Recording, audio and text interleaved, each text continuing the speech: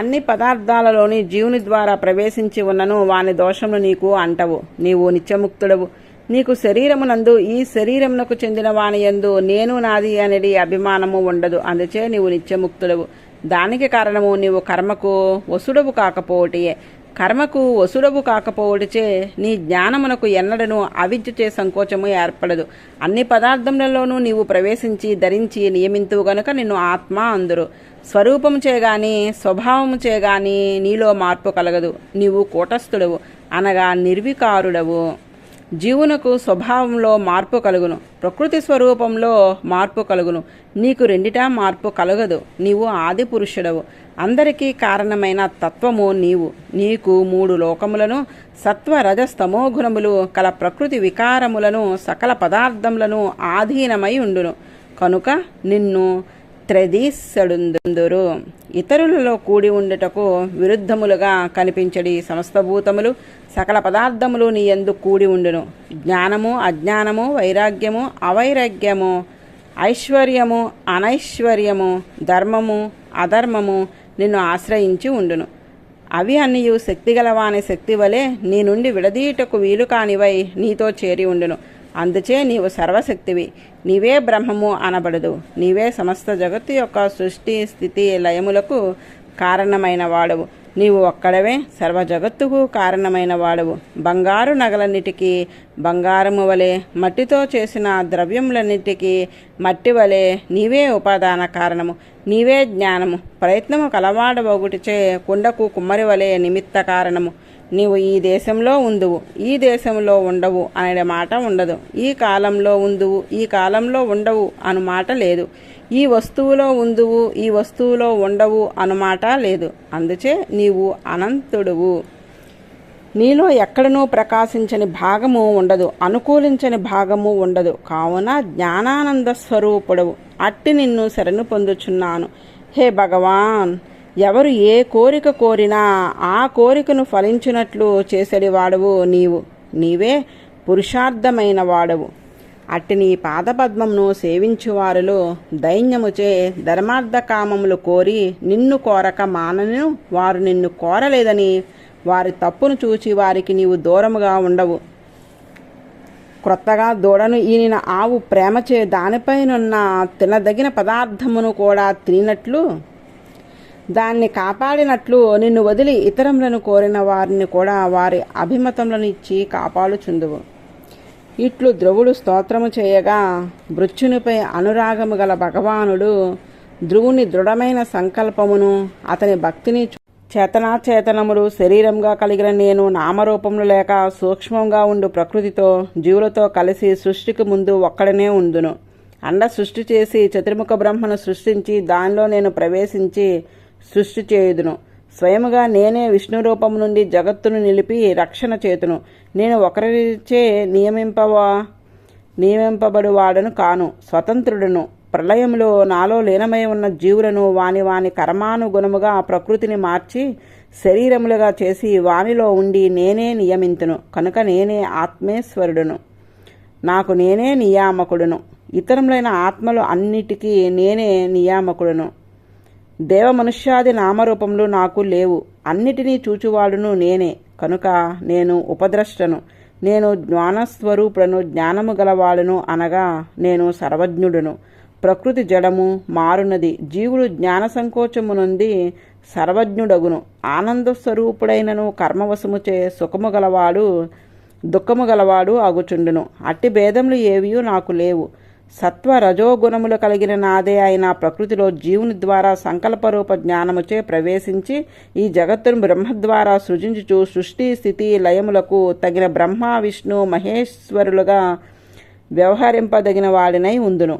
ఈ విధముగా నేను ప్రకృతి పురుషులలోని చేరి ఉండియు వాని దోషములు అంటని వాడను, నియమించువాడను, ప్రకృతి పురుషుల కంటే ప్రత్యేకమైన వాడను, అన్నిటినీ ధరించువాడును. నాలో ఉండి నన్ను నియమించేవాడు వేరొకడు లేడు. నాతో సమానుడు గాని నాతో అధికుడు గాని వేరొకడు లేడు. నేను స్వరూపము చేత గుణముల చేత గొప్పవాడను. నా స్వరూపమును నా గుణములను మించిన స్వరూపము గుణము గలవాడు వేరొకడు లేడు. సర్వభూతములు నేను అంతరాత్మగా ఉండుటచే నాయందే ఆధీనమై ఉన్నవి. ప్రవర్తించుచున్నవి, నాయందే లయమగుచున్నవి. సర్వభూతములు బ్రహ్మరుద్రాదులు కూడా నా నుండి వేరు చేసి ఉండగలిగిన వారు కారు. నేను ఉందును నేను లేని వారుండరు, కానీ తెలియక వారు వేరు వేరు అని భావించుచుందరు. దేహము ఆత్మ అని ఎరింగిన పురుషులు కూడా తమ శరీరము తాము ఒకటి అనేది బుద్ధినే కలిగి ఉండును కదా. తన శరీరము కంటే శిరసు, చెయ్యి, కాలు మొదలగునవి వేరు కావు, వేరుగా ఉండవు. అట్లే సర్వభూతములు నా శరీరంలోని భాగములే వేరు కావు. బ్రహ్మ, విష్ణు, రుద్రాద్రులు ముగ్గురు వేరని తెలియని వారు భావింతురు. ఈ మూడును ఒక్కటే అని ఎరింగిన వారు శాంతిని పొందుదురు. బ్రహ్మరుద్రాదులు కూడా నాకంటే వేరుగా స్వతంత్రముగా ఉండగలిగిన వారు కారు. నేను ఆత్మగా, వారు శరీరముగా ఉందుము. ఈ సంబంధము ఎరుంగని వారు బ్రహ్మరుద్రాదులను సకల భూతములను వేరువేరుగా భావింతురు. దానిచే అశాంతిని పొందుదురు. ఈ విధముగా భగవానుడు ఆదేశింపగా దక్షుడు శ్రీహరిని ఆరాధించి 3 కపాలములతో చేసిన వైష్ణవ యాగముచే హరిని సంతృప్తిపరిచి అంతరిక్షమునున్న దేవతలను, భూమిపైనున్న వారలను ఎవరి భాగములను వారికి అర్పించి ఆరాధించెను. మనసు కుదుటపడిన వాడే రుద్రునికి వసంగవలసిన భాగమును వసంగెను. యజ్ఞ సమాప్తిని చేసి తాను చేసిన కర్మకు ఋత్విక్కులతో కూడా అవభృత స్నానము చేసెను. ఈ విధముగా దక్షుని కుమార్తెకు సతీదేవి శరీరము వదిలి హిమవంతుని భార్యగు మేనక యందు మరలా జన్మించినని పెద్దలు చెప్పుదురు. ఆ జన్మలో పార్వతి అని పేరుగలదే పతినే పరమ ప్రాప్యముగా భావించి తననే తలంచుచున్న తన భర్తయగు పరమశివుని మరలా భర్తగా పొందెను. ప్రళయంలో పరమాత్మతో చేరిన చేతన వర్గమంతయు మరలా సృష్టి దశలో వెలికివచ్చి వానితోనే చేరి స్థూలమగు దేహముతో ఎట్లుండునో అట్లే సతి అను దేహము వీడి పార్వతి అనేది దేహమును పొంది మరలా పరమశివునితో విడదీయ వీలు కానిదై చేరి ఉండెను. భగవానుడగు శంభుని దక్షద్వార ధ్వంసము అనే వృత్తాంతము బృహస్పతి శిష్యుడగు ఉద్ధవుని వలన నేను వింటిని. ఇది రుద్రుని లీలలను వర్ణించు చరిత్రము. ఇది పవిత్రము, కీర్తిని కలిగించును, ఆయుష్యును ప్రసాదించును, పాపరాశిని పటాపంచలు చేయును. దీనిని చెప్పినను చదివినను భగవద్భక్తి కలుగును. మైత్రేయుడు ఇట్లు చెప్పుచున్నాడు. సనకుడు మొదలగు 4 కుమారులను నారదుడు, బుబువు, హంసుడు, అరుణ అనడి వారు బ్రహ్మపుత్రులు.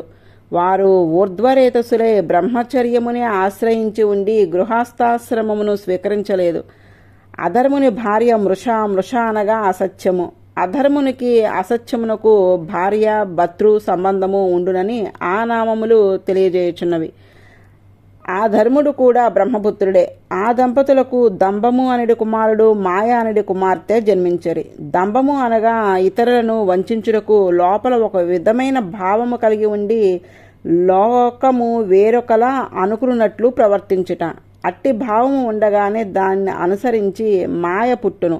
అనగా లోపల వంచన భావము ఉండగానే దానికి అనుగుణమైన నటనము ఆరంభమగును. నిరుతి అనువానికి సంతానము లేదు. అందుకు అతడు దంభుని మాయను తన కుమారునిగా కోడలిగా స్వీకరించును. వారి ఇరువురుకు లోభము, నికృతి అని 2 బిడ్డలు కలిగిరి. ఒకరికి చెందినవి తనకు కావలెను అనుభావము లోభము. ఆ భావము ఉండగానే తెలియకుండా ఇతరులను బాధించు శరత్వము కలుగును. లోభము, నికృతి అనేది దంపతులకు క్రోధము, హింస అను 2 పిల్లలు కలిగిరి. కలి, దురక్తి అనువారు 2 కలిగిరి. లోభము, శరత్వము ఉండగానే క్రోధము, హింస కలుగును. క్రోధము లోపల కలిగడి భావము. ఇది పురుషుడు. దానిచే బయటకు వచ్చినది హింస. ఈమె స్త్రీ. వీరు 2 దంపతులు. అట్లే కలిపురుషుడు దురుక్తి అనగా చెడు మాట పలుకుట స్త్రీ. ఈమె వాని సోదరి. వారిద్దరు దంపతులు అయ్యిరి. ఆనాడు అన్నదమ్ముళ్ళు, అక్క చెల్లెలు దంపతులుగా ఉండి సృష్టిని సాగించినట్లు మనకు తెలియను. కలికి భార్యగు దురుక్తి యందు భయము, మృత్యువు అను 2 కలిగిరి. భయము పురుషుడు, మృత్యువు స్త్రీ. వీరిద్దరికీ నిర్దయ, దుఃఖము, యాతన, వేదన అను జంట పుట్టిరి. ఇందులో దుఃఖము పురుషుడు, దానిచే కలిగడి వేదన భార్య. బ్రహ్మపుత్రుడు అధర్ముడు. అతడు వంశమునకు మూల పురుషుడు. వారి వంశము అనడి వృక్షమునకు వెనుక చెప్పబడిన వారందరూ శాఖల వంటి వారు. ఈ వంశము వారు సంసారమునకు కారణము అయిన వారు, శ్రేయస్సును కొనువారు. ఈ వంశము వారిని సేవింపరాదు. అందులో ముఖ్యముగా సన్యాసాశ్రమమునందు ఉండువారు ఈ వంశము వారితో సంబంధం పెట్టుకొనరాదు. ఇది ఏ ప్రళయమునకు కారణమైనది. ఇది అంతయు ప్రతి సర్గము దానిని ఎరుంగవలెను. ఎరింగి దాన్ని విడిచి పుణ్యమునందు ఉండవలెను. దాన్ని విడిచినచో మన ఆత్మకు అంటిన పాపము తొలుగును. ఈ విధముగా మనువు యొక్క 3 కుమార్తెల వంశము వర్ణింపబడినది. తరువాత వారి పుత్రులు వంశములను వర్ణించుచున్నారు.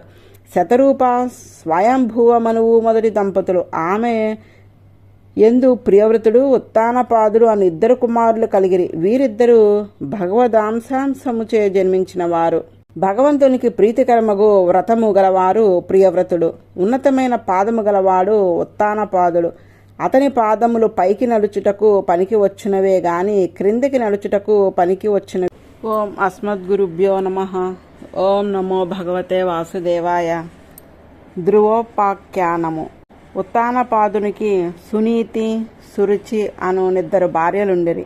అందు సురుచి ఉత్తానపాదునికి మిక్కిలి ప్రియమైనది. సునీతి యందు ప్రేమ లేదు. ఆ సునీతి కుమారుడే ధ్రువుడు. ఇందలి పేర్లు అన్నయూ సార్థకములు. సురుచి మంచి రుచి గలది, సునీతి మంచి నీతి గలది. రుచి యందు ఉన్న ప్రేమ నీతి యందు ఉండదు కదా. ఒకనాడు సురుచి కుమారుడు ఉత్తముడు తండ్రి ఉత్తానపాదుని తొడపై కూర్చొనెను. ఉత్తానపాదుడు అతనిని లాలించుచుండెను. సునీతి కుమారుడు ధ్రువుడు వచ్చి తాను కూడా తండ్రి తొడను ఎక్కవలనని కోరెను. కానీ తండ్రి అంగీకరింపలేదు. తండ్రి తొడను ఎక్కవలనన్న కోరుచున్న ధ్రువుని చూచి సురుచి ఉత్తానపాదుడు వినుచుండగా అతి గర్వముతో ఈర్ష్యతో ఇట్లు అనెను. నీవు నా కడుపున పుట్టలేదు. నీకు రాజు తొడను ఎక్కిడి భాగ్యము ఎట్లు వచ్చెను? పసివాడవు, నీకు తెలియదు. నీకు పొంద వీలుగాని స్థానమును కోరుచున్నావు.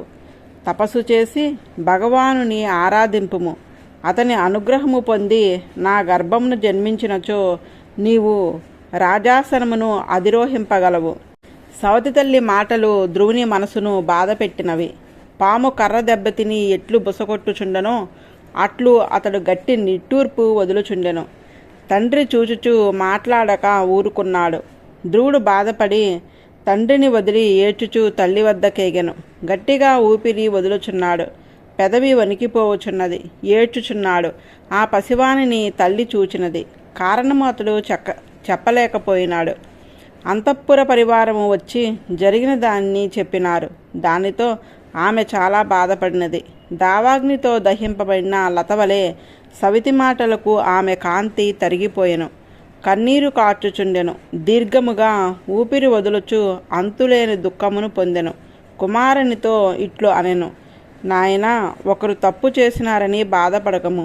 ఒకరి విషయంలో నీవు తప్పు చేయకము. ఒకరికి దుఃఖమును కలిగించినచో మనమే దుఃఖమును అనుభవింతుము. మా మంగళభాల పరేషు మంస్తాహ భుంక్తే జనో యత్పర దుఃఖదస్తత్. ఒకరికి దుఃఖమును కలిగించిన వాడు ఆ దుఃఖమును తాను అనుభవించును. కనుక బాలక, ఒకరికి బాధను కలిగించరాదు. సురుచి చెప్పినది నిజము. దురదృష్టవంతురాలనగు నా గర్భమున నీవు పుట్టితివి. నా పాలు త్రాగి పెరిగితివి. నన్ను భార్య అనుకుటకు కూడా రాజు సిగ్గుపడుచుండెను. నీ సవతి తల్లి చెప్పినట్లు చేయుము. తపస్సు చేసి పరమపురుషుణ్ణి సంతోషపరచుము. అప్పుడు నీవు కూడా ఉత్తముని వలె రాజాసనమును ఎక్కెదవు. అధోక్షజుడు ఈ లోకపాలనమునకు సకల కళ్యాణ గుణములతో కూడిన దివ్యమంగళ విగ్రహము కలవాడై ఉన్నాడు. అతనిని తన మనసును ప్రాణమును జయించి ఆరాధించి సర్వోత్కృష్టమగు సత్యలోకమును చతుర్ముఖుడు పొందెను. మీ తాతగారు స్వయంభూమనువు అనన్యమైన భక్తితో అధికముగు దక్షిణలు ఇచ్చి యజ్ఞములు చేసి భగవానుని ఆరాధించి ఇతరులు పొందజాలని దివ్య సుఖమును సార్వభౌమత్వమును పొందినాడు. అంతేకాదు, మోక్ష సుఖమును కూడా ఆ పరమపురుషుని నుండి పొందినారు. నాయన, ఆ శ్రీహరి భృత్యవత్సలుడు. మనలోని దోషములను ప్రీతితో ఆదరించునే గాని దోషములను చూచి దూరము చేయడు. మోక్షమందు ఇచ్చగలవారు ఆయన పాదఛాయనే ఆశ్రయింపవలెను. అందుచే నీవు మరొక దానిని కోరక తలంపక నీవు ఆచరించవలసిన ధర్మములను ఆచరింపుము. నీ మనసున ఆ పరమపురుషుణ్ణి భజింపుము. పుండరీకాక్షుని కంటే వేరొకరు ఎవ్వరూ దుఃఖమును తొలగించువారు లోకంలో లేరు. లోకములో అందరి చేతను ఇట్లు తల్లి చెప్పిన మాటలను ధ్రువుడు విని తాను కోరిన కోరికను సాధించుటకు ఉపాయమును ఎరింగెను. తన మనసున కోరిన నుండి ద్వేషము నుండి దూరం చేసుకొనెను. పట్టణము నుండి వెలికిపోయాను. ఎంత ఆశ్చర్యమో చూడుడు. క్షత్రియ కులమును జనించిన పసివాడైనను అవమానమును సహింపలేడు. బాలుడై ఉండియు సురుచి ఆడిన మాటలకు బాధపడి తాను కోరిన పదవిని పొందుటకు సహనముతో బయలుదేరినాడు. కొంత దూరము నడుచుసరికి నారదుడు కనిపించినాడు. నాయనా, ఒంటరిగా ఎక్కడికి ఏగుచున్నావు? ఐశ్వర్యము నిండిన ఇల్లు వదిలిపోచున్నావే. నీ వారు నిన్ను అవమానం చేయుటచే నీ మనసు బాధపడినట్లు నాకు కనిపించుచున్నది అనెను. ధ్రువుడు, స్వామి, నా మనసులో కలిగిన బాధను మీరు ఎట్లు ప్రభావము చేత తెలుసుకున్నారు? మా సవతి తల్లి సురుచి మాటలు నా మనసును గాయపరిచినవి. నేను సర్దుకొని ఉండజాలను. నారదుడు అతని మాటలను విని ఇట్లు అనుచున్నాడు. నాయనా, నీవు పసివాడవు, ఆటలు ఆడుకొను వయసు నీది. ఈ వయసులో నీకు సన్మానము అవమానము ఏమి? జ్ఞానము గల పెద్దలు కూడా దేవతలు మనుష్యులు అను భేదము శరీరములలో ఉండుటచే మోహముచే శరీరమే నేనని వారి వారి కర్మలచే కలిగిన సుఖదుఖములకు అసంతుష్టిని పొందుచుందురు. అందుచే ఈ అసంతోషమునకు కారణము దేహము తాను అనేది భ్రమ. దానికి కారణము దేవుడు మనుష్యుడు అను శరీరములలో భేదమును చూచుట. దానిచే శరీరమునకు కలిగిన సన్మానము అవమానము తనకే కలిగినని భ్రమించుచుందురు. అంతేగాని ఆత్మకు అవమానము లేదు, సన్మానము లేదు. జ్ఞానము గలవారు ఏమాత్రము సుఖమైనను భగవంతుడిచ్చినదని దానితో సంతోషింతురు. అంతకంటే అధికంగా కాక్షింపరు. కావాలని కోరి ప్రయత్నించినను ఈశ్వరుడు అనుకూలముగా ఉన్ననాడు గాని అవి లభింపవు. నీవు మీ తల్లి చెప్పినట్లు భక్తియోగముచే భగవానుని అనుగ్రహముచే పొందవలనని కోరి బయలుదేరినావు. అతనిని సంతుష్టపరిచి అనుగ్రహమును పొందుట చాలా కష్టమని నేను ఎరుగుదును. మునులు కూడా కర్మయోగ జ్ఞానయోగములతో ఆ భగవానుని వెదికి వెదికి అనేక జన్మలకు కూడా ఎరుంగలేకున్నారు. అందుచే నీ పట్టుదల వీడుము. ఇది నిష్ఫలము, వెనుకకు మల్లుము. దైవము అనుకూలించి మంచి కాలము వచ్చినప్పుడు ప్రయత్నించదువుగాక. దైవము నిర్ణయించిన సుఖదుఖములను తాను అనుభవించుచు మనసులో సంతుష్టి నందు చుండవలను. అధికము కావాలని కోరుట అవివేకము. అట్లు అనుభవించుచున్నవాడు చివరకు ఈ అజ్ఞానము దాటి విష్ణు సదనమును పొందును. లోకములో కొందరు మనకంటే గుణములచే అధికులు ఉందురు. వారిని చూచి సంతోషించవలను గాని అసూయపడరాదు. కొందరు తక్కువ వారు ఉందురు. వారిని చూచి జాలిపడవలను గాని వారిని తిరస్కార భావంతో నీచంగా చూడరాదు. తనతో సమానమైన వారిని మైత్రితో ఆదరింపవలను గాని వారితో పోటీ పడరాదు. ఇట్టి ప్రవర్తన గలవాడు ఎన్నడను తాపమును పొందడు. గుణాధికాన్ముదం లిప్సేత్ అనుక్రోశం గుణాధమాత్ మైత్రీం సమానాధన్విచ్చేత్ నతాపైరభిభూయతే. తనకంటే గొప్పవారిని చూచి అసూయపడక సంతసించుట, తనకంటే తక్కువ వారిని చూచి జాలిపడుట, తనతో సమానులు చూచి స్నేహముతో చూచుట చేయనేర్చిన వాడు ఎన్నడను బాధనందడు. కావున నీ ప్రయత్నము మాని వెనుకకు ఏగుము. నారదుడు చెప్పిన మాటలను విని ధ్రువుడు ఇట్లు అనుచున్నాడు. మీరు మనశ్శాంతిని పొందు ఉపాయమును కృపతో తెలియజేసిరి. సుఖదుఖములతో బాధపడుచున్న మా వంటి వారులకు అది పొంద సాధ్యమైనది కాదు. కానీ నేను ఘోరమైన క్షత్రియ స్వభావమును కలిగిన వాడను. అందుచే మనసును నియమింపజాలని వాడను. సురుచి తీవ్రమైన మాటలచే నా మనసు చిల్లులు పడినది. అందుచే నీ ఉపదేశముచే కలిగడి శమము నా మనసున నిలుచుటలేదు. 3 లోకములలో ఉన్నతమైన స్థానమును నేను పొందవలనని కోరుచున్నాను. ఇంతకు ముందు మా పూర్వులు ఎవ్వరును పొందని స్థానమును పొందవలెను. మీరు దానికి మార్గము చూపవలెను. మీరు బ్రహ్మ శరీరం నుండి జన్మించినారు. వీణను మ్రోగించుకొనుచు లోకహితమునకై సూర్యుని వలె సంచరించుచుందురు అని ధ్రువుడు చెప్పగానే నారదుడు ఆ బాలునిపై ప్రేమ కలిగి దయతో ఇట్లు పలికినాడు. కుమారా, నీ తల్లి చెప్పిన మార్గమే నీకు శ్రేయస్సును కలిగించును. వాసుదేవునిపై ఏకాగ్రమైన మనసుతో ధ్యానింపుము. మానవుడు ధర్మ అర్థ కామ మోక్షములు అనడి 4 పురుషార్థములలో దేనిని కావాలని కోరినను శ్రీహరి పాదసేవ చేయుట తప్ప వేరొక మార్గం లేదు. కావున యమునా తీరమునకు ఏగుము. అచ్చట పవిత్రమగు మధువనమున్నది. అచ్చట ఎల్లప్పుడూ భగవానుడు సన్నిధి చేసి ఉంటాడు. యమునలో స్నానము చేయము. ఆ యమునా నది జలములు పవిత్రములు. స్నానము చేసిన తర్వాత ఒకచోట స్థిరముగా కూర్చునము. ప్రణవము అనగా ఓంకారముతో లోపల ఉన్న ప్రాణవాయువును బయటకు వదులుట, లోపలికి పీల్చుట. నిలుపుట అనేది రేచక. పూరక కుంభకములను చేయము. దానిచే ఇంద్రియములు మనసు విచ్చలవిడిగా పరుగులెత్తవు. మనసు నిర్మలమగును. అట్టి మనసుతో భగవంతుణ్ణి ధ్యానింపుము. అప్పుడు ఎల్లప్పుడూ అనుగ్రహపూర్ణమైన ప్రసన్నమైన ముఖము చూపులు కలిగిన భగవానుని ముఖమును ధ్యానింపుము. ఆ ముఖమునందు సుందరమైన నాసిక కనుబొమ్మలు అందమైన చెక్కిళ్ళు నీవు దర్శింపుము. బాలుడుగా కాక వృద్ధుడుగా కాక యువకుడుగా భగవాన్ని ధ్యానింపుము. సుందరమైన అవయవములు ఎర్రని పెదవి నేత్రములు కలవానిగా దర్శింపుము. అతడే భక్తులచే ఆశ్రయింపబడువాడు. సుఖరూపముగు ధనము అతడే. రక్షణను వసుంగుటలో సమర్థుడు అతడే. అతడు కరుణానిధి. వక్షస్థలమున శ్రీవత్సమును చహనము ఉండును. నీరు నిండిన మేఘము వలె అతని శరీర ఛాయ ఉండును. పుష్పమాలికచే అతడు అలంకరింపబడి ఉండును. 4 బాహువులతో శంఖమును చక్రమును గదను పద్మమును ధరించి ఉండును. శిరమున కిరీటము ప్రకాశించుచుండును. కుండలములు భుజకీర్తులు కంకణములు మెరియచుండును. కౌస్తుభము అనడి మణి కంఠసీమను అలంకరించి ఉండును. పచ్చని వస్త్రము ధరించి ఉండును. మోలనూలు ఆ పీతాంబరముపై అందముగా అలంకరింపబడి ఉండును. పాదములకు బంగారు అందెలుండును. అటువంటి చూడముచ్చటగా ఉండెడి శాంతమైన చూపులతో మనసును ఆనందింపజేయు భగవానుని రూపమును మనసుచే దర్శించి ధ్యానింపుము.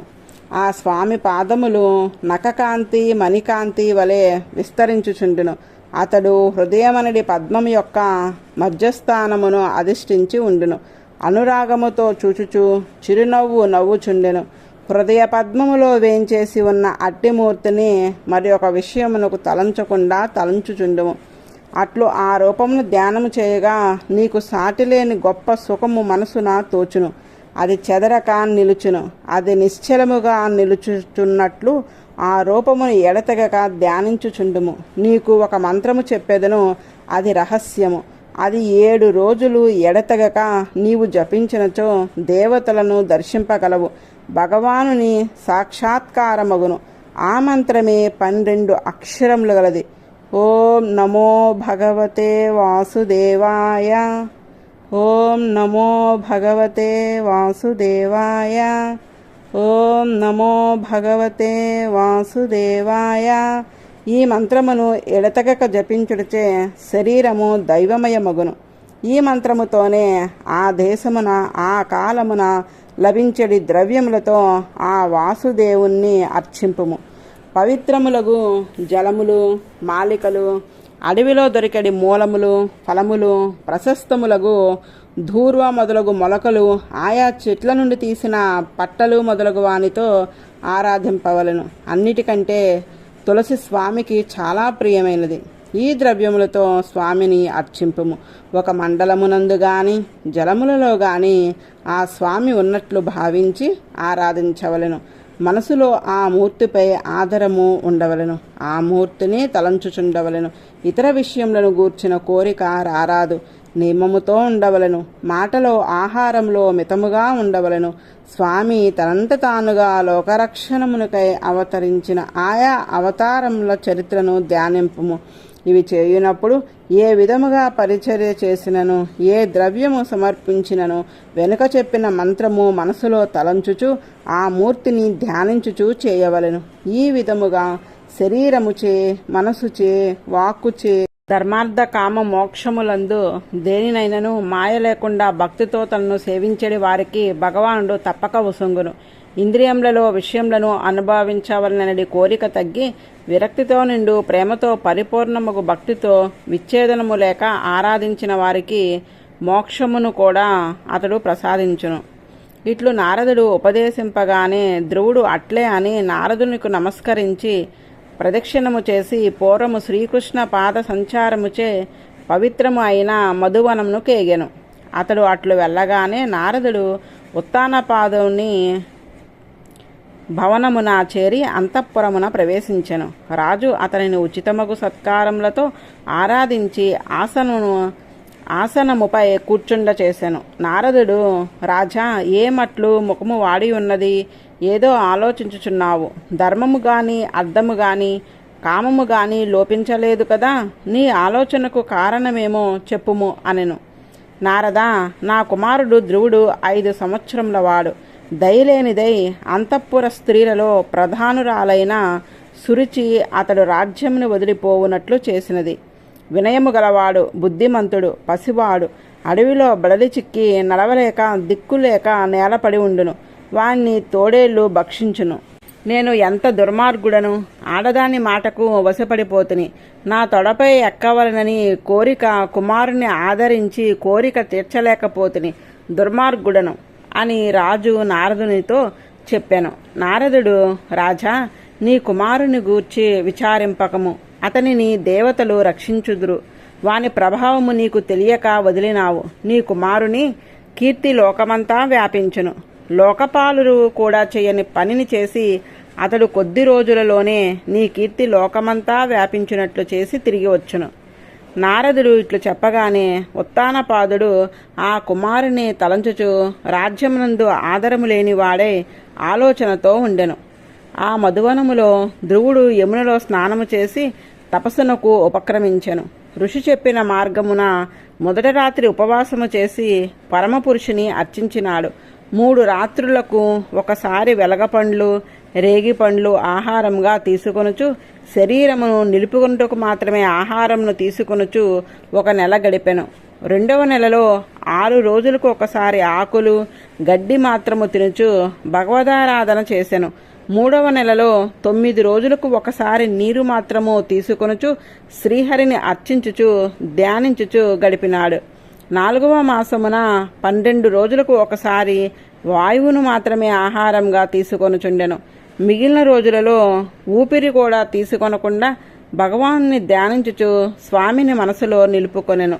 5వ నెలలో ఊపిరి పీల్చుట మాని భగవానుని ధ్యానించుచు ఒక పాదము మీద నిశ్చలముగా స్తంభము వలె కదలక నిలచి ధ్యానించెను. మనసును బాహ్యములైన విషయముల నుండి వెనుకకు నిలిపెను. హృదయములోనే నిలిపి భగవానునే దర్శించుచుండెను. మరొక రూపమును అతడు చూడలేదు. సర్వభూతములను సృష్టించి నిలిపిన ప్రధాన పురుషేశ్వరుడగు భగవానుని హృదయమున నిలిపి ధ్యానించుచున్న ఆ బాలుని తేజస్సును సహింపలేక 3 లోకములు వణికినవి. బొటనవ్రేలు మాత్రము నేలపై మోపి ఒక్క పాదముపై ధ్రువుడు తపస్సు చేయుచున్నప్పుడు అతని బరువునకు భూమి కృంగెను. ఏనుగు ఎక్కిన ఓడ అది ఎటు కదిలినా అటు ఒరిగినట్లు ధ్రువుడు ఒక పాదమును మార్చి వేరొక పాదమును మోపి నిలిపి ధ్యానము చేయుచున్నప్పుడు ఇటునటు ఊగుచుండెను. వేరొక విషయంను గూర్చిన తలంపు లేక మనసున భగవానుడగు వాసుదేవుని ధ్రువుడు ధ్యానించుచుండగా లోకపాలురు, లోకులు కూడా ఊపిరి ఆడని వారై ఆ భగవాన్ని శరణు పొందిరి. హే భగవాన్, చరాచరములగు భూతకోటి అంతయు ఊపిరి ఆడక తలడిల్లుచున్నది. ఇట్టి పరిస్థితి ఎన్నడూనూ ఎరుంగము. సకల చేతనాచేతనములు శరీరంగా గల నీకు చెందిన వారము మేము. ఈ దుఃఖమును మాకు తొలగింపుము. నీవే మాకు రక్షకుడవు. దేవతలు ఇట్లు లోకపాలులతో కూడా శరణు పొందగా మీరు బాధపడకుడు, భయపడకుడు. ఉత్తానపాదుని కుమారుడు ధ్రువుడు నాయందే మనసు నిలిపి ప్రాణ నియమమును చేసినాడు. దానిచే మీకు అందరకు ఊపిరి ఆడుటలేదు. అతడు మానునట్లు చేసేదను. మీరు మీ స్థానముల కేగుడు అని శ్రీహరి చెప్పి వారిని వెనుకకు పంపెను. దేవతలందరూ భగవానుని మాటలను విని భయము తొలగి నమస్కరించి స్వర్గముకేగిరి. భగవానుడగు వాసుదేవుడు కూడా ధ్రువుని చూడవలనని కోరికతో గరుత్మంతుణ్ణి అధిరోహించి మధువనమునకు బయలుదేరెను. ధ్రువుడు ధ్యానములో మునిగి ఉండెను. తన హృదయ పద్మములో భగవానుని సాక్షాత్కరింపచేసుకుని దర్శించుచుండెను. మెరుపు వలె తనలో వెలుగుచున్న ఆ మూర్తి ఒక్కసారి మాయమాయెను. ఏమి అయ్యను అని కనులు విప్పి చూచేసరికి తాను హృదయంలో చూచుచున్నట్లే బయట కనిపించెను. ధ్రువుడు ఆ రూపమును చూసి బెదరెను, నేలపడెను, నమస్కరించెను. లేచి నిలిచి ఆ దివ్య రూపమును చూచెను. అమృతము త్రాగినట్లు, దగ్గరగా వెళ్ళి ముద్దు పెట్టుకున్నట్లు, కౌగులించుకున్నట్లు అతనికి అనిపించి ఆనందించుచుండెను. ఏదో మాట్లాడవలనని కోరిక కలిగినది కానీ 5 ఏండ్ల వయసువాడు అవుటచే ఏమీయూ చెప్పలేకుండెను. అందరి హృదయములలో ఉన్న శ్రీహరి అతని మనసులోని భావము గుర్తించినాడు. ధ్రువుడు ఏమీయూ చేయలేక నమస్కరించుచు నిలచినాడు. కృపతో భగవానుడు ప్రణవరూపముగు తన శంఖముతో అతని చెక్కిలిని తాకెను. వెంటనే అతనికి పరతత్వము ఆత్మతత్వము రెండునూ తెలిసెను. దానిని నిర్ణయించి పలుకగలిగిన దైవీ వాక్కు అతని నుండి వెలువడెను. భక్తిభావముతో ఏమీయూ తొందరపడకుండా అన్ని వైపులా ప్రసరించిన కీర్తిగల భగవంతుణ్ణి ఇట్లు స్తోత్రము చేయనారంభించెను. సమస్త శక్తులను కలిగి ఉండి తన సంకల్పము చేతనే నాలో ఉండియు ఉన్నదని తెలియకుండా నిద్రించుచున్న నా వాక్కును మేల్కొల్పినవాడు. వాక్కునికే కాదు సర్వేంద్రియములకు అతడే కదలికను వసంగినాడు. అట్టి నాలో అంతర్యామిగా ఉన్న భగవానునికి నా నమస్కారము. దేవా, సృష్టికి ముందు నీవు ఒక్కడివే ఉంటివి. ఇప్పుడు కనపడుచున్న ఈ జగత్తును అంతయు నీ సంకల్పముచే నీతో విడదీయుటకు వీలు కాకుండా కలిసి ఉన్న దానిని మహత్తు, అహంకారము మొదలగు రూపములతో బయలుపరిచితివి. ప్రకృతిచే నానా రూపములకు పదార్థములను కల్పించి సత్వాది గుణములు గల ఆ పదార్థములతో జీవుని శరీరముగా చేసుకుని నీవు ప్రవేశించితివి. నీవు ఒక్కడవే అయి ఉండియు ఇన్ని రూపములు, ఇన్ని నామధేయములు గల సకల పదార్థములలో అన్ని రకములకు పరిమాణములు గల కర్రలలో చేరి ఆయా ఆకారములతో కనపడినట్లు వేరువేరు రూపములతో కనపడుచుందువు. నిన్ను ఎరింగిడి జ్ఞానమును నీవే వసంగితివి. ప్రభు, నిన్ను శరణి పొందిన చతుర్ముఖ బ్రహ్మ నిద్రపోయిన వాడు మేల్కొనినట్లు నీ అనుగ్రహముచే మేల్కొనినాడు. ఈ విశ్వమును రచించుటకు ఉపయోగించు జ్ఞానమును నీవు వసంగగా సృష్టించినాడు. ఆర్తబంధు మోక్ష సుఖమును కోరువారులకు నీ పాదమూలమే శరణము. సర్వేంద్రియములను ప్రవర్తింపజేయువాడువు నీవు. జ్ఞానమును వసంగగలవాడువు నీవు. చివరికి మోక్షమును వసంగువాడువు నీవు. మహోపకారము చేసిన ఇట్టి నిన్ను కృతజ్ఞుల వలె ఎవరు మరువగలరు? నీవు ఆశ్రితులను కోరికలను తీర్చుటలో కల్పవృక్షము వంటి వాడువు. నీ మాయచే మతి చెడిన వారు నిన్ను చేరి మోక్షమును కోరక, నిన్ను పొందవలనని కోరక ఇతరమైన ధర్మార్థ కామములను కోరుచుందురు. వారు కోరుడి సుఖములు ఇంద్రియముల విషయములతో కూడినందువల్ల కలిగిన సుఖములు. అవి నరకప్రాయములు. ఈ శరీరము శవముతో సమానమైనది. అట్టి శరీరముతో అనుభవింపదగిన సుఖములను జ్ఞానులు కోరరు. దేహదారులకు నీ పాదపద్మ ధ్యానము కంటే సుఖము అనుదగినది వేరొకటి లేదు. స్వర్గంలో అనుభవించడి సుఖము, ఆత్మానుభవముచే కలిగడి సుఖము కూడా నీ పాదపద్మ ధ్యానముచే కలిగడి. నీ దాసుల సాంగత్యము కంటే వారి చరిత్రమును, నీ చరిత్రమును వినుట కంటే గొప్పవి కావు. దేవత్వమును పొంది విమానంతో తిరిగడి వారు కూడా ఒకనాడు యమును భయంకరమగు దండముచే క్రిందిపడివారే కదా.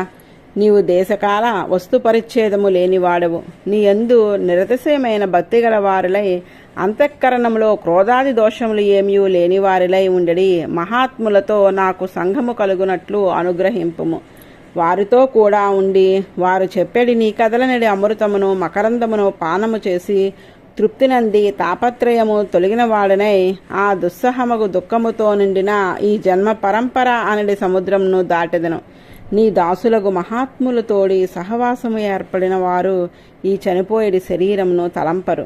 దాని సంబంధముచే ఏర్పడిన కుమారులను, భార్యను, ధనమును, మిత్రులను, ఇంటిని కూడా తలంపరు. దానిని గూర్చి ఆలోచింపరు. వారికి సంతతము భాగవత సహవాసముచే నీ పాదార వింద పరిమళమే మనస్సును ఆకర్షించుచుండును. ఈ జగత్తునందు తిరియక్కులు అనగా పశుపక్షాదులు, స్థావరములు, ప్రాకిడి జంతువులు, పక్షులు, దేవతలు, రాక్షసులు మొదలగు రకరకములకు రూపములతో నిండిన విశ్వమంతయు నీ స్థూల రూపమని నేను ఎరుగుదును. ఈ స్థూలమగు రూపము కంటే విలక్షణమగు మీ అప్రాకృత దివ్యమంగళ విగ్రహమును మీ అనుగ్రహముచే నేను దర్శించితిని. కానీ దీన్ని దర్శింపని వారు ఇట్టి రూపమే ఉన్నదని, ఇట్టి రూపము లేదని వాదించుకొనుచుందురు.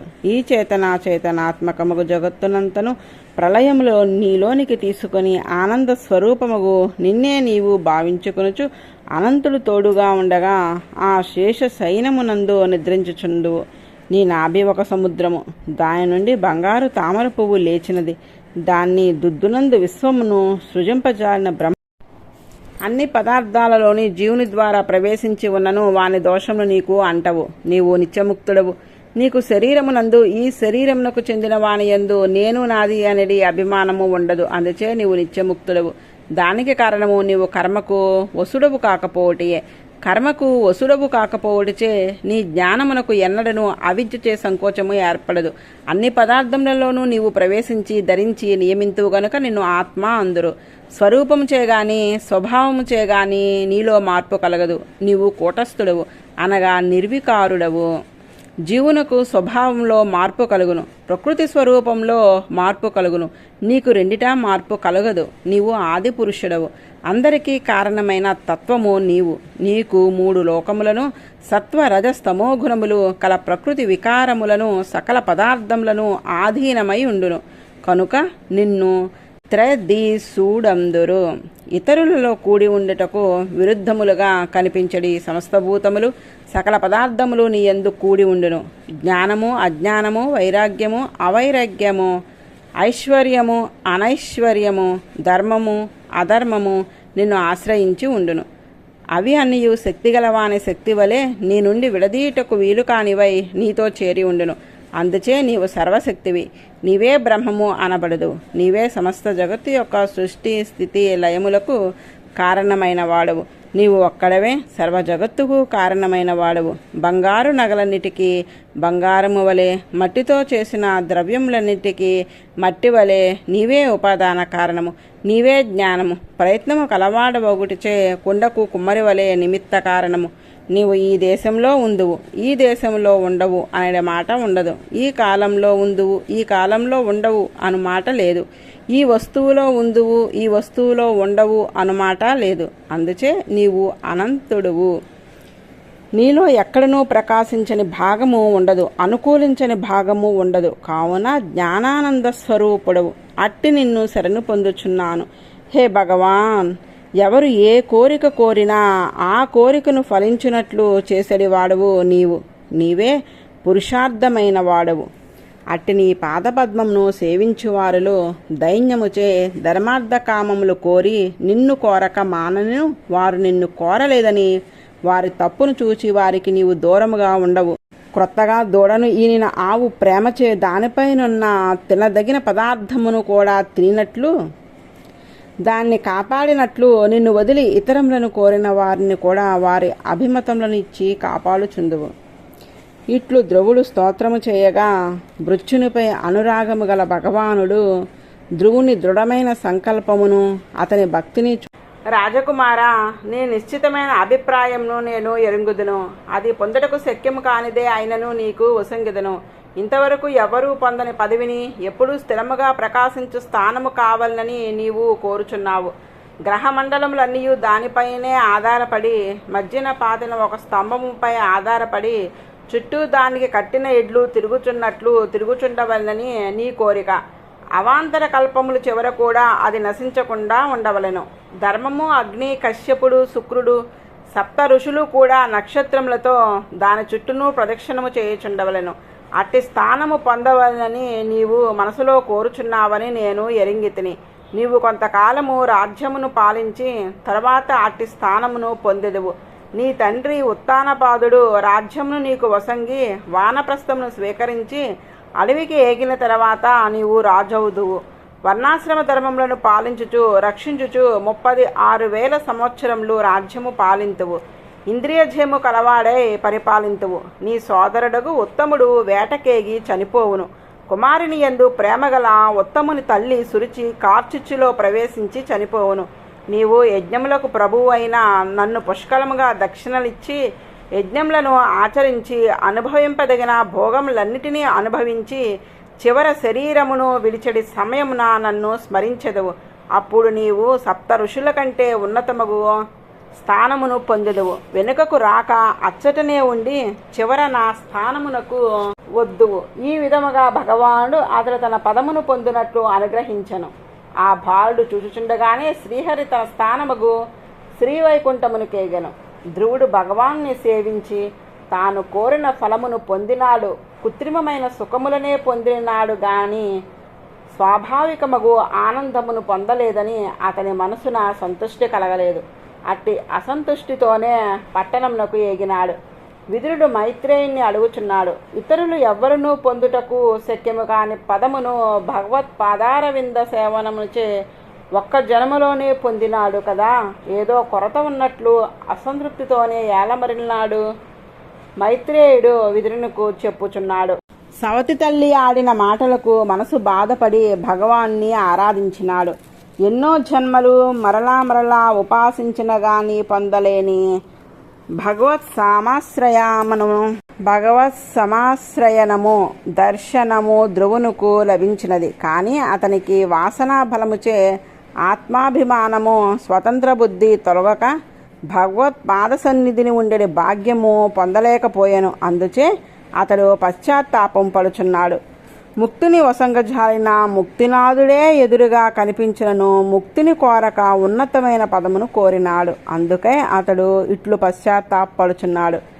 సనందాదులు ఊర్ధ్వరేతస్కులే అనేక జన్మలలో పొందిన భగవత్ సాక్షాత్కారమును నేను పొందగలిగితిని. ఎంత భాగ్యశాలిని!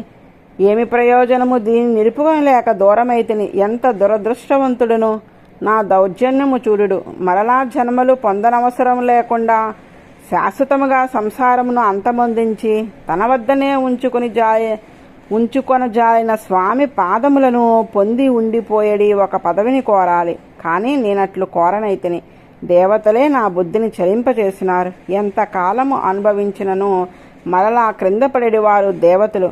వారు నేను వారికంటే ఉన్నతమైన పదవిని పొందుట సహింపలేక నా బుద్ధిని చలింపచేసినారు. ఈ సంసారికమైన భోగములు కోరినట్లు చేసినారు. నారదుడు సూచన మాత్రముగా నాకు చెప్పినాడు గాని నేను గ్రహించలేకపోతిని. ఈ సత్వరజస్తమో గుణములు గల మాయ అనగా ప్రకృతి మన ప్రయత్నము చే దాటగలిగినది కాదు. అందుచేతనే నేనే ఇట్టి కోరికను కోరినాను. నా సోదరుడే శత్రువని వానికంటే ఉన్నతిని పొందవలనని కోరినాను. నేను కోరిన కోరిక వ్యర్థమైనది. జగత్తుకు అంతకు అంతరాత్మ అయిన భగవానుడు నా తపస్సుకు సంతసించి దర్శనమిచ్చినాడు. అయ్యో, ఎంత దురదృష్టవంతుడను! మరలా సంసారంను కోరుకుంటుని ఆ భగవానుడు అనుగ్రహించినచో కర్మవశుడగు గాక స్వరాట్టనై ముక్తైశ్వర్యమును పొంది ఉండవచ్చును. ధనము లేనివాడు దురదృష్టవంతుడు. సార్వభౌముని వద్దకు వెళ్ళి డొల్లు గింజలను కోరుకునేట్లు భగవాన్ని చేరి సంసారికమైన ఉన్నత పదమును కోరినాను. మైత్రేయుడు ఇట్లా అనుచున్నాడు. ముకుంద పదారవింద పరాగము పొందడి భాగ్యము లభించినను భగవంతుని ధ్యానమే కావాలనడి కోరిక కలుగుట ద్వారా చాలా దుర్లభము. లోకభాగములు యందు ఆసక్తమే ఉన్న మనసు అదృష్టవశమున ఒకనాడు ఉన్నతిని పొందినను విషయవాసనలు వదలవు. ధ్రువుడు తిరిగి వచ్చుచున్నాడని తెలిసెను.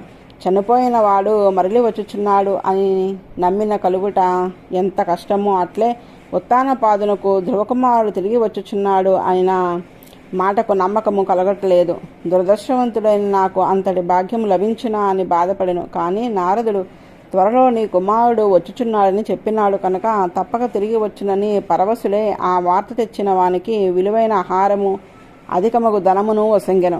బంగారు రథముతో అధిరోహించి ఉత్తమాశ్వములను పూంచిన రథము ముందునకు నడుచుచుండగా బ్రాహ్మణులు, కులవృద్ధులు, అమాత్యులు, బంధువులు మొదలగవారు అందరూ రథము ముందు నడుచుచుండగా ధ్రువుని పట్టణమునకు వచ్చుచున్నాడు. శంఖములు, దుందుబులు మ్రోగుచుండెను. వేదఘోష, వేణు, వీణాది వాద్యములు సాగుచుండెను. పట్టణము నుండి కుమారుడిని చూడవలన ఉత్సాహంతో సునీతి, సురుచి బంగారు పాలకిల్లో ఎక్కి ఉత్తముడు అని పేరు గల తన కుమారునితో కూడా ఎదురేగిరి. ఉత్తానపాదుడు తన కుమారుని చూచి రథము నుండి తొందరగా దిగినాడు. కుమారుని ప్రేమతో గాఢంగా ఆలింగనము చేసుకున్నాడు. భగవంతుని పాదస్పర్శచే ఆధ్యాత్మికాది బంధములనియు తొలగిపోయిన వాని దేహమును తండ్రి గాఢమున కౌగలించుకొనెను.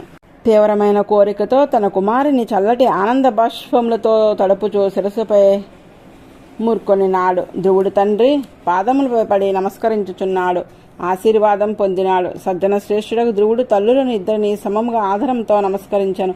పాదములపై పడిన భార్యని సవతి తల్లి సురుచి లేవనెత్తను, కౌగలించుకొనను. కన్నీరిచే గద్గదమైన వాక్కుతో చిరంజీవ అనను. భగవానుడు ఎవనిపై అనుగ్రహము చూపును వానికి సమస్త భూతములు వినయముతో వంగి నమస్కరించును. వానికి వశమగును. పల్లంనకు నీరు తిరిగినట్లు భగవదనుగ్రహ పాత్రుల వైపు అందరి మనసులు పరుగులెత్తును. ఉత్తముడు ధ్రువుడు ఒకరినొకరు ప్రేమతో ఒడులు తెలియక కన్నీరు వదులుచు ఒడులు గగుర్పడుచుండగా కౌగులించుకొనిరి. సునీత ధ్రువుని తల్లి ఆమెకు కుమారుడు ప్రాణము కంటే ప్రియమైన వాడు. అతన్ని కౌగలించుకుని వాని శరీర స్పర్శించే పరమానందమునంది మానసికమైన దిగులను వదిలెను. ఆమె కంటి నుండి మంగళకరమగు ఆనంద బాష్పములు స్రవించుచుండెను. జనులందరూ ఆమె చూచి, అమ్మ అదృష్టవంతురాలువు, నీ కుమారుడు నీ బెంగను తొలగించుచూ వచ్చినాడు. అతడు ఈ భూమండలమును పాలించగలడు. ప్రజలందరూ ఉత్తానపాదుని, ఓ రాజా, నీవు భగవదారాధన చేసిన పుణ్యాత్ముడవు, అందుచే ఆర్తి తొలగిన కుమారుడు లభించినాడు. భగవదారాధన వలరించువాడు పొందశక్యము గానిదేదియూ ఉండదు.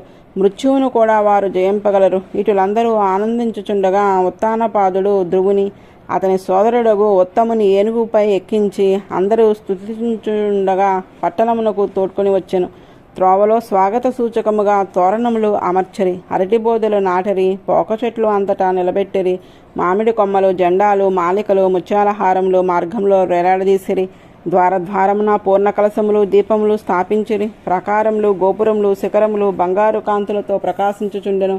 4 మార్గములు, కూడలు, రథములు సంచరించడి మార్గములు తుడిచి పన్నీరు చల్లి చందనపు కల్లాపు వేసి లాజలు అక్షతలు జల్లి పూలతో పండ్ల వారి భవనము మణిమయము. ఆ భవనంలో తండ్రి లాలించుచుండగా స్వర్గంలో నున్నట్లు ఉండెను. ఆ భవనంలో పాలనురుగులు వంటి పాన్పుల మధ్య బంగారు తాపిన దంతపు మంచములు, విలువైన ఆసనములు అమర్చిరే. అచ్చట గోడలనియు స్ఫటికములతో మరకత మనులతో అమర్చి ఉండెను. మణిదీపములు ప్రకాశించుచుండెను. ఆ భవనమునకు చుట్టూను మనోహరములగు ఉద్యానవనములు, అందు విచిత్రములగు పారిజాతములు మొదలగు వృక్షములు, కుయ్యుచున్న పక్షుల జంటలు, మకరందమును త్రాగి మత్తిలిన తుమ్మెదలు, జంకారములు ఒప్పుచుండెను. ఆ ఉద్యానవనములలో దిగుడు బావులు, వాటికి వైడూర్యములతో మెట్లు ఏర్పరచరి. అందులో పద్మములు, కలువలు నిండుగా ఉండెను. హంసలు, కారండములు, చక్రవాకములు, సారసములు మొదలగు జలపక్షులందు వ్రత చేయుచుండెను. రాజర్షి అగు ఉత్తానపాదుడు తన కుమారుని ప్రభావమును విని చూచి ఆశ్చర్యమునందెను. కొద్ది రోజుల తర్వాత అతనికి యవ్వనము వచ్చెను. మంత్రులందరూ ధ్రువుని పట్టాభిషేకమును నమ్మతించిరి. ప్రజలు అతనిని అభిమానించిరి. అందుచే రాజు ధ్రువుని రాజుగా పట్టాభిషేకము చేసెను. వార్ధక్యము వచ్చుటచే ఉత్తానపాదుడు విరక్తి గలవాడే ముక్తుపాయమును అన్వేషించుచు వనమునికేగెను. శిశుకుమారుడు అను ప్రజాపతి యొక్క పుత్రికయగు భ్రమియను ఆమెను ధ్రువుడు వివాహమాడెను. ఆమెకు కల్ప, వత్సరులు అనడి 2 కుమారులు కలిగిరి. వాయువు కుమార్తెయగు ఇలను భార్యగా వివాహమాడెను. ఆమె యందు ఉత్కలుడని కుమారుని ఒక కుమారి రత్నమును పొందెను. ఇచ్చట కాలమునకు ఆధారమైన అది స్థిరముగా ఉండు ఇరుసు వంటిది. దానిపై చక్రము తిరుగును. ఆ తిరుగుటకు భూమి అని పేరు. ధ్రువుడు భర్త, భ్రమి భార్య, ఈ 2 కాలమును ఏర్పరిచినది. వత్సరము ఒక ప్రమాణము, కల్పము చివరి హద్దు. సంవత్సరం నుండి కల్పము దాకా కాలము ఈ 2 చేతనే కల్పింపబడినని సూచించుటకు వీరిద్దరిని కల్పుడు, వత్సరుడు అనే పేర్లు గల వారిగా నిర్దేశించరు. ఈ భ్రమణమునకు వాయు సహాయము ఉండవలను. అందుచే వాయుపుత్రికగు ఇలయందు ఉత్కలుడను కుమారుడు కలిగినని సూచించెను. ఇట్లు మనకు విశ్వచరిత్రము, కాలచరిత్రము, ఖగోళ చరిత్రము విశదీకరించబడుచుండెను. ఉత్తమునకు వివాహము లేదు. ఇతడు ఒకనాడు వేటకు బయలుదేరను. ఒక యక్షుడు హిమవత్ పర్వతమునందు అతన్ని చంపెను. అతని తల్లి సురుచి పుత్రశోకముతో మరణించినది. భగవంతునకు గాని, భగవంతుని విశ్వసించిన వారికి గాని, తనను ద్వేషించిన వారికి, అవమానించిన వారికి ఆపద కలుగువలనని ఉండదు.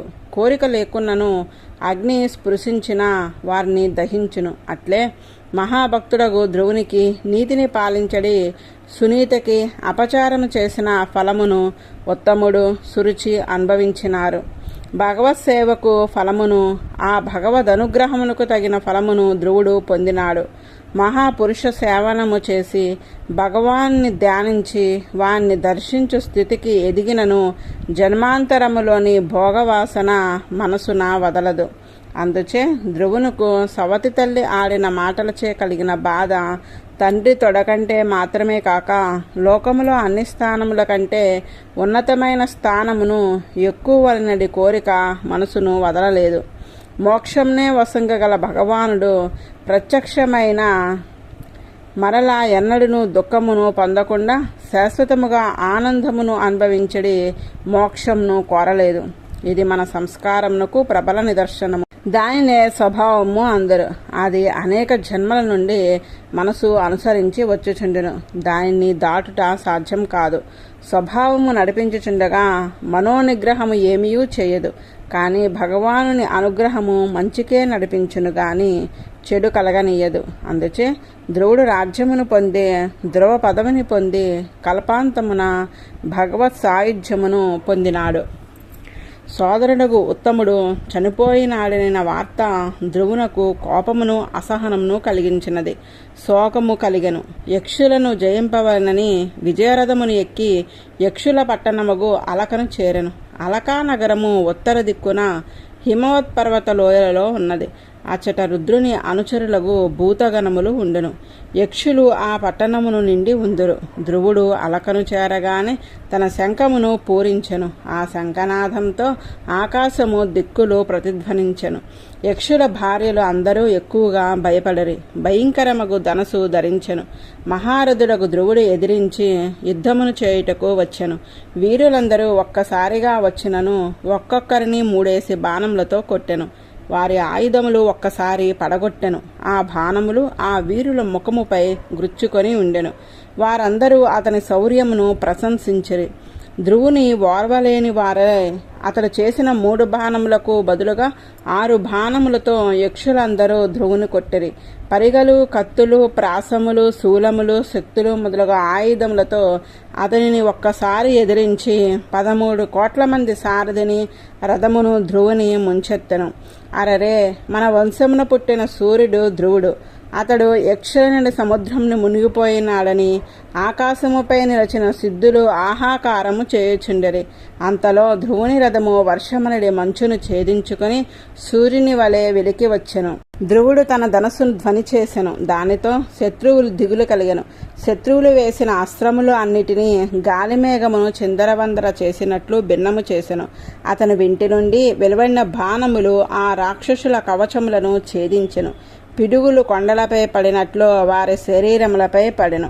ఆ యుద్ధభూమి అంతటా ధ్రువుని బాణములచే ఛేదించబడిన అందమైన కుండలములు గల శిరస్సులు, బంగారు తాళవృక్షములు వంటి మెడలు, కంకణములతో మనోహరములకు బాహువులు, హారములు, కేయూరములు, కిరీటములు, తలపాగలు ఎక్కడికక్కడ చెల్లాచెదురుగా పడి ఉండెను.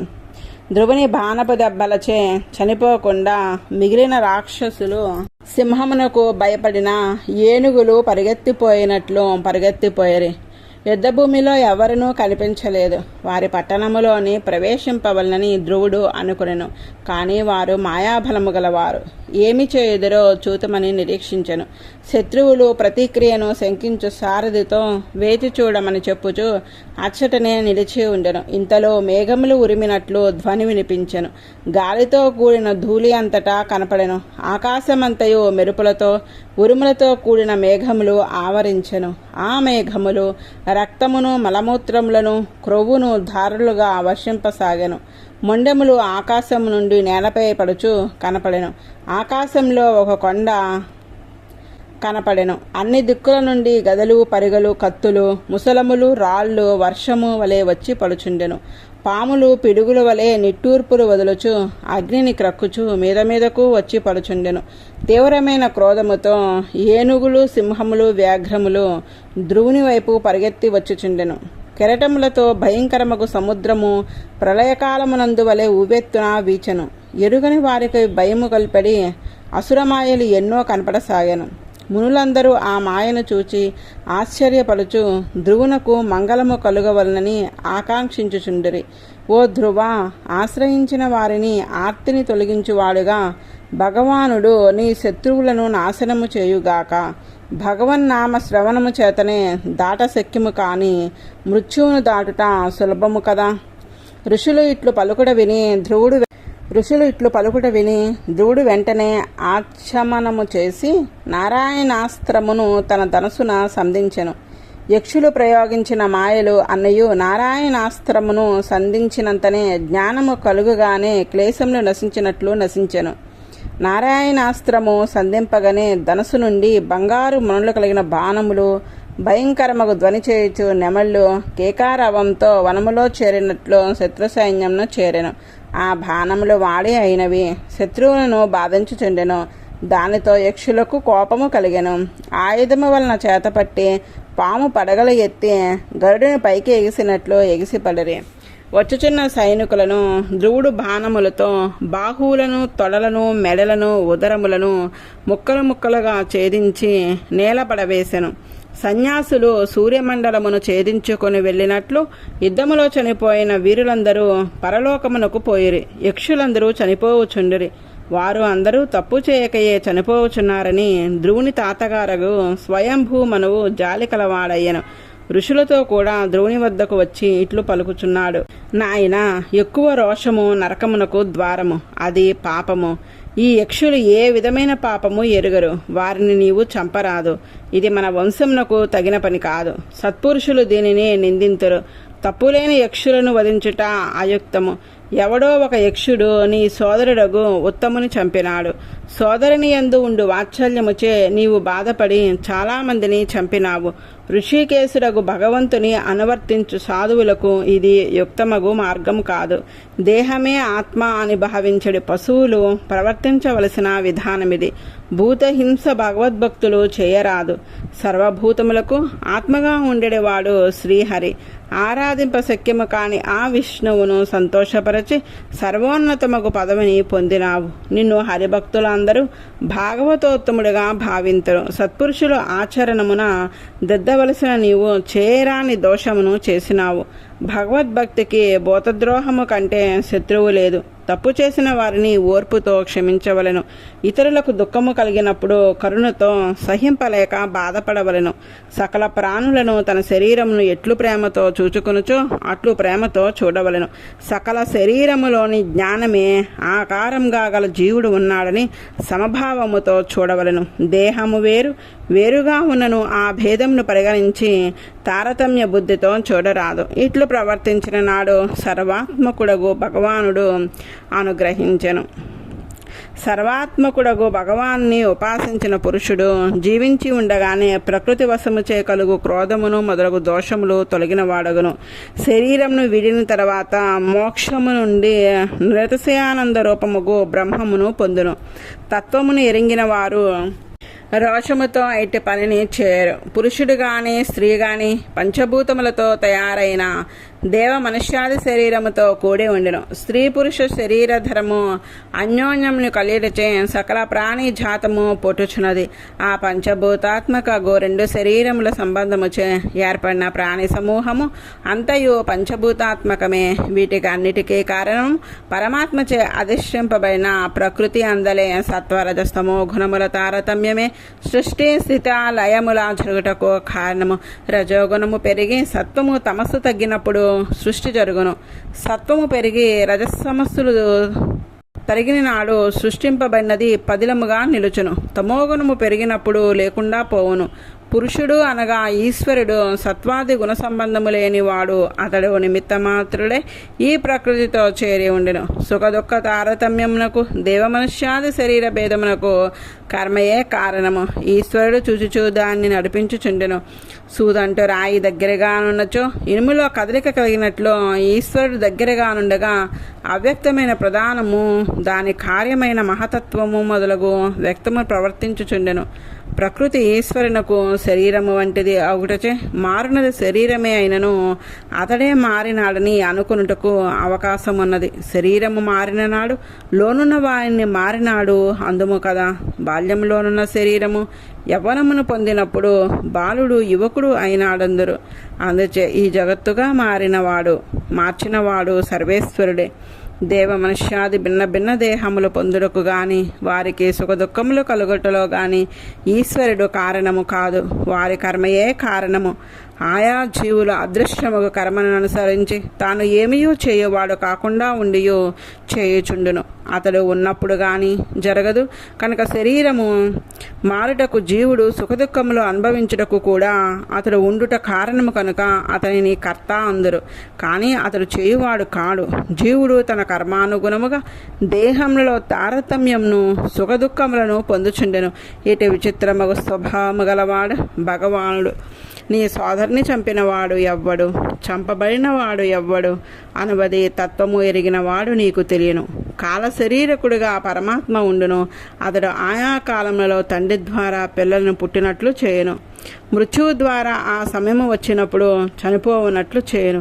అతడు పుట్టుక లేనివాడు, నాశనము లేనివాడు, అతడు అంతము లేనివాడు. ఈశ్వరుడు చంపినవాడు కానీ యక్షుడు కాదు.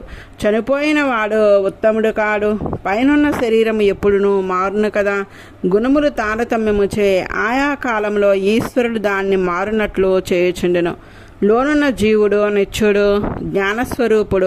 అతనికి పుట్టుక లేదు, చావు లేదు. అనాదిగా వచ్చిన కర్మ సంబంధముచే అతని శరీరముతో కూడుట వీరుట సంభవించుచుండును. ఇందుకు కారణమెవ్వడు? అందుచేత నీవు ఒకరిపై కోపము తెచ్చుకొనుకొనుము. పరమాత్మ మృత్యువుకు కూడా ఆవలివాడు. మృత్యువు శరీరంగా గలవాడు. వారి వారి కర్మలను అనుసరించి ఫలమునిచ్చినట్లు చేయువాడే కాని అతనికి పక్షపాతము ఉండదు, దయమాలిన తనముండదు. ప్రజలందరూ అతనికి సమానులే కనుక ఒకరు శత్రువులు కారు, ఒకరు మిత్రులు కారు. కర్మానుసారంగా అతడు నడిపించుచుండును. గాలి కదలికను బట్టి ధూళి కణములు ఎట్లు పరిగెత్తుచుండును అట్లే ఆ జీవులను ఈశ్వరుడే కదిలించుచుండును. వాని కర్మానుగుణముగా కదులునట్లు చేయటి అతని పని కాని మంచిని చెడును ఇచ్చుటలో అతని ప్రమేయము లేదు. సర్వాంతరాత్మకు భగవానుడు కర్మవస్తుడైన జీవునకు ఆయుష్ను పెంచుట తగ్గించుట కర్మానుగుణముగా చేయొచ్చు. అతడే కర్మచే ఎక్కువ కాలము బ్రతికి ఉండుట, కర్మ తగ్గుటిచే పోవుట లేనివాడు. అందుచే మన సుఖదుఖములకు మనకు కర్మయే కారణము గాని సర్వేశ్వరుడు కాదు. ఈ సుఖదుఖములకు కారణము అయిన దానిని కొందరు కర్మ అందురు, మరికొందరు దైవమందురు, వేరే కొందరు ఆ భగవాన్ని సంకల్పమందురు. అతని సంకల్పముచే అనుగ్రహము నిగ్రహము అని వానిచే సుఖము దుఃఖము కలుగును. జీవుడు చేయవలనని శ్రేష్టంలో సర్వేశ్వరుడు చెప్పిన కర్మలను చేసిన నాడు భగవానుకు అనుగ్రహము కలుగును, ఆచరించిన నాడు నిగ్రహము కలుగును. సుఖదుఖములను అనుభవించేటియే తెలియను గాని ఆ భగవానుకు నిగ్రహమే కలిగినదో అనుగ్రహమే కలిగినదో తెలియదు. అతడు ఇంద్రియములకు గోచరము కానివాడు. అతడు ఇట్టివాడు ఇచ్చట ఉండును ఇప్పుడు ఉండును అని నిర్ణయించుటకు వీలైన వాడు కాదు. అనేక విధములకు శక్తులను పుట్టిన చోట అట్టివాడు ఏమి చేయదలంచెనో ఎవ్వరునూ ఎరుంగలేరు. కావున నాయన ఈ కుబేరుని అనుచరులు నీ సోదరమగు ఉత్తముని చంపిన వారు కారు. కర్మాధీనమైన సాగడి ఈశ్వర ప్రేరణయే ఈ చావు పుట్టుకలకు కారణము. అతడే విశ్వమును సృజించును, అతడే కాపాడును, అతడే అంతమొందించును. కానీ అతడు నేను చేయుచున్నాను, చేసిన ఫలము నాది అను భావము లేనివాడు. ఆ భావము అహంకారముచే కలుగును. ఆ భావము లేకపోవడిచే అతనికి సత్వరజస్తమో గుణములచే కలిగడి సర్వ వ్యాపారములు చేయించుచున్నను వాటి వలన దోషములు అంటవు. భగవానుడు దేవమనుష్యాది సకల ప్రాణులకు ఆత్మ అయినవాడు. అన్నిటిలో నుండి కర్మానురూపంగా నియమించువాడు. అన్నిటికీ కారణమైన వాడు అచేతనమగు ప్రకృతిని తన శరీరంగా కలిగి ఉండి శక్తి వలె తన నుండి వేరు చేయ వీలు కాని ప్రకృతిని జీవుల కర్మానుగుణముగా మార్చి సృజించును, పాలించును, సంహరించును. అతడే మృత్యువు, అతడే అమృతము. కనుక బయట వాణిని చూడక అన్నిటికీ లోనుండే సర్వేశ్వరుడే నాకు ప్రాప్యము, అదే పొందించినది, అదే ఆధారమైనదని భావించుచుండము. సృష్టికర్తలకు చతుర్ముఖుడు మొదలగు బ్రహ్మలందరూ అతనికే పూజగా తాము చేయ కర్మలను చేయుచుందరు. ఎద్దులను మృక్కుతాడు పోసి నడిపించినట్లు అందరినూ తన వశమందు ఉంచుకుని నడిపించేవాడు అతడే. ధ్రువ 5 ఏండ్ల వయసులో సవతి తల్లి మాటలకు బాధపడి తల్లిని వదిలి అడవికి పోయి తపస్సు చేసి భగవాన్ని దర్శించితివి, ఆరాధించితివి. 3 లోకములలో ఉత్తమమైన పదమును పొందితివి. అట్టి నీకు ఈ రోషము తగున అతనిని అన్వేషించుచుండుము. అతనికి మన వంటి కర్మకృతముకు శరీరము లేదు. ఆయనలోని ఆత్మయందే అతడు చేరి ఉండును. అతడు సత్వరజస్తమో గుణములు లేనివాడు. అతనితో సమానుడు గాని అధికుడు గాని లేడు. ఎల్లప్పుడూ ఏకరూపంగా ఉండువాడు. ఎల్లప్పుడూ జ్ఞాన సంకోచమునందనివాడు. అట్టివాన్ని నీవు దర్శింప ప్రయత్నింపము. బాహ్యముగా కనిపించు భేదములన్నీయు అతన్ని దర్శించినచో లేనివని తెలియను. ఇంతవరకు నీవు ఐశ్వర్యము చేకూరి భగవాన్ని ఆశ్రయించితివి. ఇప్పుడు నీకు ఆత్మ అయినవాడు, జ్ఞానశక్తాది గుణములు కలవాడు, పరిమితులు లేనివాడు, ఆనందమే తప్ప ఇతరములు లేనివాడు, జ్ఞానబల క్రియాది శక్తులు పరిపూర్ణముగా గలవాడు. అటువాన్ని ఏ కారణము లేక వేరొక దాన్ని కోరక ఎల్ల కాలములందు ప్రేమతో ఎడతెగక స్మరింపుము. అట్టి భక్తి చే నేను నాది అనభావము తొలగి విడదీయుటకు వీలుగాని శరీరము నేను అనడి అహంకార గ్రంథి వదిలిపోవును. పాపమును నియమించుకొనుము. బలమైన మందుచే రోగమును తగ్గించుకున్నట్లు తత్వజ్ఞానము చే సకల శ్రేయస్సులకు ప్రతికూలముగు రోషమును తగ్గించుకొనుము.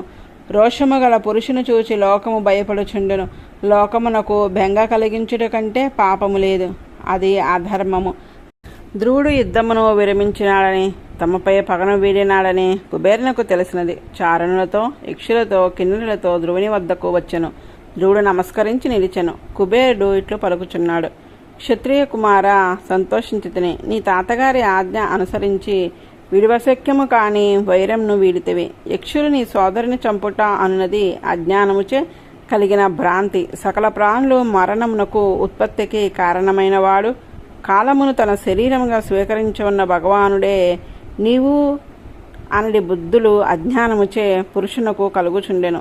దేహము నేనని నాదని అనుకునుట అసత్యము. అది కాని దానిని అది అనుకునుచుండెను. ఆత్మ కాని దేహమును ఆత్మ అనుకునుట విపరీత జ్ఞానం. నిజముగా చంపునది శరీరము కాదు. నేను అనబడినది చనిపోవున్నది కాదు. చనిపోవుట చంపుట అనేది ధర్మము లేని చోట అవి ఉన్నట్లు అనిపించుట భ్రాంతి. స్వప్నంలో లేనిది ఉన్నదాని వలె కనిపించును. అట్లే అజ్ఞానముచే కూడా శరీరము ఆత్మ అనిపించును. ఆత్మకు లేని ధర్మములు ఆత్మయందు ఉన్నవి అనిపించును. దాని చేతనే ఈ సంసార బంధము తొలుగుచున్నది నేను నాదని శరీరంను అనుకున్నట చేత జనము మరణము మొదలగునవి కలుగుచున్నవని అనుకొనుచుందువు. అవి ఆత్మకు లేవని ఎరింగి సహజమగు స్వరూపమును గుర్తించుట మోక్షము. ధ్రువ, భగవానుడే సర్వభూతములకు ఆత్మ అయినవాడు. జీవుడు శరీరమును కూడా అతని శరీరము వంటివారు. అట్లు ఎరింగుటే సంసారమును నివర్తింపజేయను. అట్టి వాని చరణములే శరణుగా స్వీకరింపదగినది. అట్లు స్వీకరించుటచే ఈ జనమరణములు పరంపర సత్వరజస్తమో గుణములు గల ప్రకృతితో అతడు కూడి ఉండినను కూడి ఉండని వాని వలె ఉండును. జీవుడు ప్రకృతిలో ఉండి దానికి ఆధీనుడే ప్రవర్తించుచుండును. ఈశ్వరుడు దానిని నియమించేవాడు కనుక దాని ఆధీనమున ఉండదు కనుక అతనికి బంధనము ఉండదు. ధ్రువ, ఉత్తానపాద కుమార, నీ మనసుకు నచ్చిన ఒక వరమును సందేహింపక నా నుండి కోరుకొని పొందుము. నీవు భగవత్పాదారవిందముల యందు మనసు నిలిపిన వాడవని మేము వింటిమి. కుబేరుడు ఇట్లు వరమును కోరుకొమ్మనగా మహాభాగవతుడు మహాబుద్ధిశాలియగు ధ్రువుడు ఆ భగవాన్ని యందు చలించని భక్తి నిలుచుచున్నట్లు అనుగ్రహింపమని కోరెను. భగవద్భక్తి దృఢముగా నిలిచినచో దాటశక్యము కాని ఈ సంసారం నడి అంధకారమును సుఖముగా దాటగలను. ధ్రువుడు కోరిన కోరికను అట్లే అని కుబేరుడు అనుగ్రహించెను. అతను చూచుచుండుగానే అంతర్ధానమయ్యను. ధ్రువుడు పట్టణమునకు మరలా వచ్చి భగవద్భక్తి దృఢముగా నిలిచినచో దాటశక్యముగాని ఈ సంసారం నడి అంధకారమును సుఖముగా దాటగలను. ధ్రువుడు కోరిన కోరికను అట్లే అని కుబేరుడు అనుగ్రహించెను. అతను చూచుచుండుగానే అంతర్ధానమయ్యను. ధ్రువుడు పట్టణమునకు మరలా వచ్చెను. తరువాత యజ్ఞేశ్వరుడుగు భగవానుని అధికమగు దక్షిణలతో అనేకములగు క్రతువులు ఆచరించి ఆరాధించెను. యజ్ఞంలో పురోడాసము మొదలగు ద్రవ్యము, ఋత్విక్కులు చేయు ప్రయోగము, ఇంద్రాది దేవతలు చాలా ముఖ్యము. అన్నిటినీ క్రమము తప్పక పాటించుచు యజ్ఞములు ఆచరించెను. అట్టి యజ్ఞములచే అనుగ్రహించి ఫలమును ఇచ్చువారు శ్రీహరియే అని సకల పదార్థములకు అంతరాత్మ అయిన భగవానుడు. అతడు అచ్యుతుడు. కళ్యాణ గుణములు ఒకనాడు కూడా తొరగనివాడు. ఏ పదార్థమును వేడనివాడు. తనలోని సకల భూతములలోని ఉన్నట్లు భగవానుని అతడు దర్శించుచు సర్వాంతర్యామియందు భక్తి కలిగి ఉండెను. అతడు శీల సంపన్నుడు, బ్రాహ్మణ సేవా పరాయణుడు, దోషములను ఎంచక దీనులను కాపాడేది రక్షకుడు, ధర్మ పుట్టు ధర్మపు కట్టుబాట్లను పాలించువాడు. ప్రజలందరూ రాజైన ధ్రువుని తండ్రిగా భావించుచుండిరి. 36,000 సంవత్సరములు అతడు భూమండలంను పరిపాలించెను. భగవత్ప్రాప్తికి విరోధులైన పుణ్యమును పాపమును సుఖములను దుఃఖములను అనుభవించుచు అంతమొందించుకొనెను. అనేక సంవత్సరములు ధర్మార్థ కామములను సాధించుచు ఇంద్రియ జయము గలవాడే రాజ్యపాలనము చేసి సింహాసనము తన కుమారునకు వసంగెను. ఈ విశ్వమంతయు అజ్ఞానముచే జీవికి కల్పింపబడిన గంధర్వ నగరము వంటిది, స్వప్నము వంటిది అని తలంచినాడు. తన శరీరము, భార్యలు, బిడ్డలు, మిత్రులు, ఐశ్వర్యము, చతురంగ సైన్యము, ధనము, రమణీయమగు విహార భూములు, సముద్రమేకలు అగు భూమండలమంతయు ఒకనాడు మృత్యువుచే అంతమొందింపబడినదే అనియు అస్థిరమనియు ఆలోచించి శాశ్వతమైన సుఖమును పొందుటకు బద్రికాశ్రమమునకు ఏగెను. పవిత్రమగు జలములలో స్నానము చేసెను. ఇంద్రియములకు శమధమాదులచే శుద్ధిని కలిగించుకొనెను. శరీరము స్థిరముగా నిలుచుటకు ఆసనములను అభ్యసించెను. ప్రాణాయామముచే మనస్సును నిశ్చలము చేసెను. ఇంద్రియములను విషయముల నుండి వెనుకకు మరలించెను. భగవానుని దివ్యమూర్తిపై మనసు నిలిపెను. ఆ భగవద్రూపమును వేరొక దానిపై ప్రసరింపక నిలకడగా నిలిచిన మనసుతో ప్రేమతో ధ్యానించెను. దాని వలన పారవశ్యమునంది భగవానుని మూర్తిని తనలోని అనుసంధానము చేసుకునెను. అతడు తనను మరిచిపోయెను. బాహ్య శరీరం నందు గాని దాని జాతి లింగాదులందు గాని అతనికి స్మృతి లేదు. దేహమే తాను అనడి అభిమానము తొలగెను. భగవాన్ని ఎడతెగని ప్రవాహముగా భక్తి సాగుచుండెను. ఆనంద బాష్పంలో ప్రవహించుచుండెను. ఆ మనసు శిథిలమగుచుండెను. ఇట్లు అతడు సమాధిలో ఉండగా ఒక విమానము ఆకాశం నుండి కిందకు దిగెను. అది పూర్ణిమ చంద్రుని వలె దిక్కులను ప్రకాశింపజేయుచుండెను. ఆ విమానంలో 2 దేవతా శ్రేష్ఠులు అతనికి కనపడిరి. వారు యవ్వన ఆరంభావస్థలో ఉండిరి. కిరీటమును దాల్చి కుండలములను ధరించి చేతిలో గదను పట్టుకుని ఉండిరి. ధ్రువుడు వారిని భగవానుని కింకర్లుగా గుర్తించెను. తొట్రపాటుతో ఎట్లు పూజ చేయవలనో తెలియక క్రమము పాటింపలేక భగవన్నామములనే ఉచ్చరించుచు నమస్కరించుచుండెను. అతని మనసు శ్రీకృష్ణ చరణముల యందే నిలిచి ఉండెను. చేతులు 2 జోడించి ఉండెను. వారిద్దరూ పద్మనాభుని అత్యంత ప్రియులైన సునందానందులు. వారు ధ్రువుని దగ్గరగా చేరి చిరునవ్వుతో ఇట్లో అనుచుండిరి. ఓ రాజా, నీకు మంగళమగుగాక. సావధానముగా మా మాటలు వినుము. 5 ఏండ్ల వయసులో నీవు భగవానుని తపస్సుచే తృప్తిపరచితివి. సకల జగత్కారణభూతులకు ఆ సర్వేశ్వరుని సభాసదులము మేము. నిన్ను భగవానుని దివ్యస్థానము చేర్చుటకు వచ్చితిమి. ఎంతో కష్టపడినను పొందుటకు శక్యము కానదే విష్ణు పదము. దానిని నీవు వశపరుచుకుంటవి. అన్ని లోకములకు పైనున్న సప్తఋషులు మొదలగు వారు దానిని పొందలేక దూరం నుండియే చూచుచుందురు. చంద్రుడు, సూర్యుడు, నక్షత్రములు, గ్రహములు, తారలు దాని చుట్టూను ప్రదక్షిణము చేయుచుండును. ఈ పదమును నీ పూర్వులు ఎవరునూ పొందలేరు. శ్రీ మహావిష్ణువు యొక్క ఆ పరమపదమును నీవు ఈనాడు పొందుము. అన్ని జగత్తుల చేతను నమస్కరింపదగిన వాడవు అగుము. భగవానుని శ్రేష్టమగు విమానము నీ కొరకు పంపబడినది. ఆయుష్మంతుడా, నీవు ఈ విమానమును ఆరోహింపుము. అమృతము స్రవించుచున్న భగవత పరిషదులకు నందాసునందులు వచనములను భగవత్ ప్రీతిపాత్రులకు ధ్రువుడు వినెను. మంగళస్థానములు చేసి మంగళాకారంలో చేసుకొని ఆ విష్ణు పదమగు ధ్రువమండలమునకు బయలుదేరవలనని ఆ విమానంను అధిరోహించుటకు సంకల్పించెను.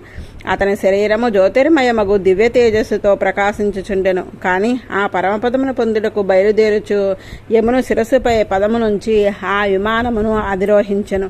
దేవతలు దుందుబులు మ్రోగించరి. మృదంగము, పనవము మొదలగు వాద్యములు మ్రోగించరి. గంధర్వులు గానము చేసరి. పుష్పవృష్టి కురిసెను. తాను బయలుదేరిపోవచ్చు తన తల్లి యగు సునీతను వదిలి వెళ్ళుచున్నానని ఆమెను స్మరించెను. ఇట్టి స్థితిని పొందుటకు తల్లియే కారణము కనుక ఆమె ధ్రువుని మనసులో మొదలెను. సునందానందులు ధ్రువుని అభిప్రాయంలో రింగి దేవతలు తెచ్చిన వేరొక విమానంపై ఎగుచున్న సునీతని ధ్రువునకు చూపిరి. విమానముతో ముందు సాగుచుండెను. దేవతలందరూ పుష్పవృష్టి కురిపించుచు ధ్రువుని ప్రశంసించుచుండెరి. అతడు ఆయా గ్రహమండలములను దాటి ముందుకు సాగుచుండెను. 3 లోకములను దాటను. తర్వాత ప్రకాశించుచుండె శ్రీ మహావిష్ణువునకు స్థానమైన ధ్రువస్థానమును చేరెను. సత్యలోకమును పొందిన వారు ప్రళయంలో కూడా వెనుకకు రాకుండా అచ్చటనే ఉండి ఆ హిరణ్యగర్భునితో బాటు పరమపదమునికే ఏగినట్లు ధ్రువస్థానమందు ఇతడు కొంతకాలము ఉండి పరమపదమునకు ఏగెను. ఆ లోకము తన కాంతిచే ప్రకాశించుచు అన్ని లోకములను ప్రకాశింపచేయుచున్నది. అది అచ్యుత పదము అనగా విష్ణు పదము. ఆ స్థానమును భగవత్ ప్రీతిపాత్రులు భాగవతులు సంబంధము గలవారు పొందుదురు. దేహభేదము ఉన్నను లోనున్న ఆత్మలన్నీయు ఏకరూపములను ఎరింగిన సమధర్ములను పరిశుద్ధులను సర్వభూతములకు ప్రీతిని కలిగించువారును సుఖముగా ఆ పదమును పొందుదురు. భగవద్ అనుగ్రహము భాగవత సంబంధము గల వారలకే తప్ప ఇతరులకు సులభము కాదు.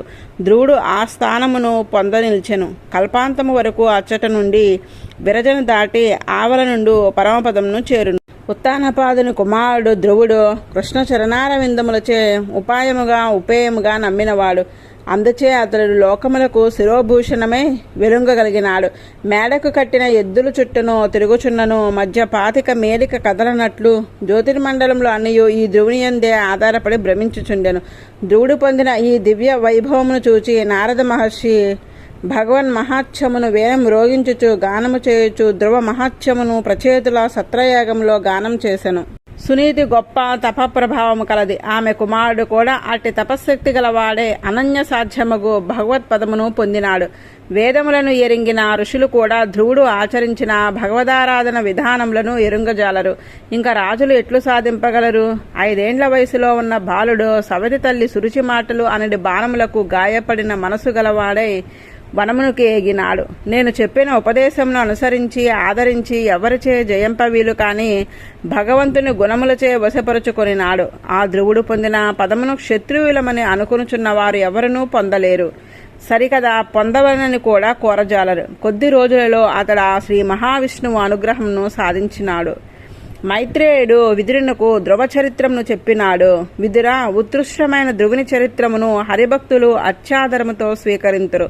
ఇది ధనమునందు కోరిక గల వారికి ధనమును వసుంగును, కీర్తిని వసుంగును, మంగళములను కలిగించును, ధ్రువస్థానమును పొందించును, మానసిక పీడలను తొలగించును. అత్యంత ప్రీతిపాత్రులకు ధ్రువుని చరిత్రమును ఎవరు మరలా మరలా వినుచుందురో వారికి భగవాన్ని యందు భక్తి కలుగును, క్లేశములు తొలగును. సర్వోత్కృష్టమగు స్థానము కావాలని కోరువారికి అట్టి గొప్పదనము లభించును. శీలము మొదలగు సద్గుణములు లభించును. తేజస్సును కోరువారికి తేజస్సు, ప్రశస్తమైన మనసు కావాలని కోరువారికి ప్రశస్తమైన మనసు లభించును. నిజ సమాజంలో సావధానముగా ఉదయ సాయంకాలములందున పూర్ణిమ నాడును, కలమాత్రముగా చంద్రుడు కనపట్టు శనివాలి అనేది అమావాస్య నాడును, ద్వాదశ శ్రవణ నక్షత్రములలో కూడిన దినమునందును ఆదివారమును ఈ చరిత్రమును వినుచుండవలెను. ఇది వినందువలన భగవానుడు సంతుష్టుడగును. తత్వత్రయ జ్ఞానము లేని వారిని భగవన్ మార్గమున ప్రవర్తింపజేయు అమృతము వంటి జ్ఞానమును ఎవడు వసుంగునో అతడే కృపగలవాడు, అతడే దీననాథుడు. అట్టి వాణిని దేవతలందరూ అనుగ్రహింతురు. ఇంతవరకు ధ్రువుని చరిత్రమును చెప్పి తిని 5 ఏండ్ల వయసులో ధ్రువవంశ వర్ణనం. పృథు చక్రవర్తి.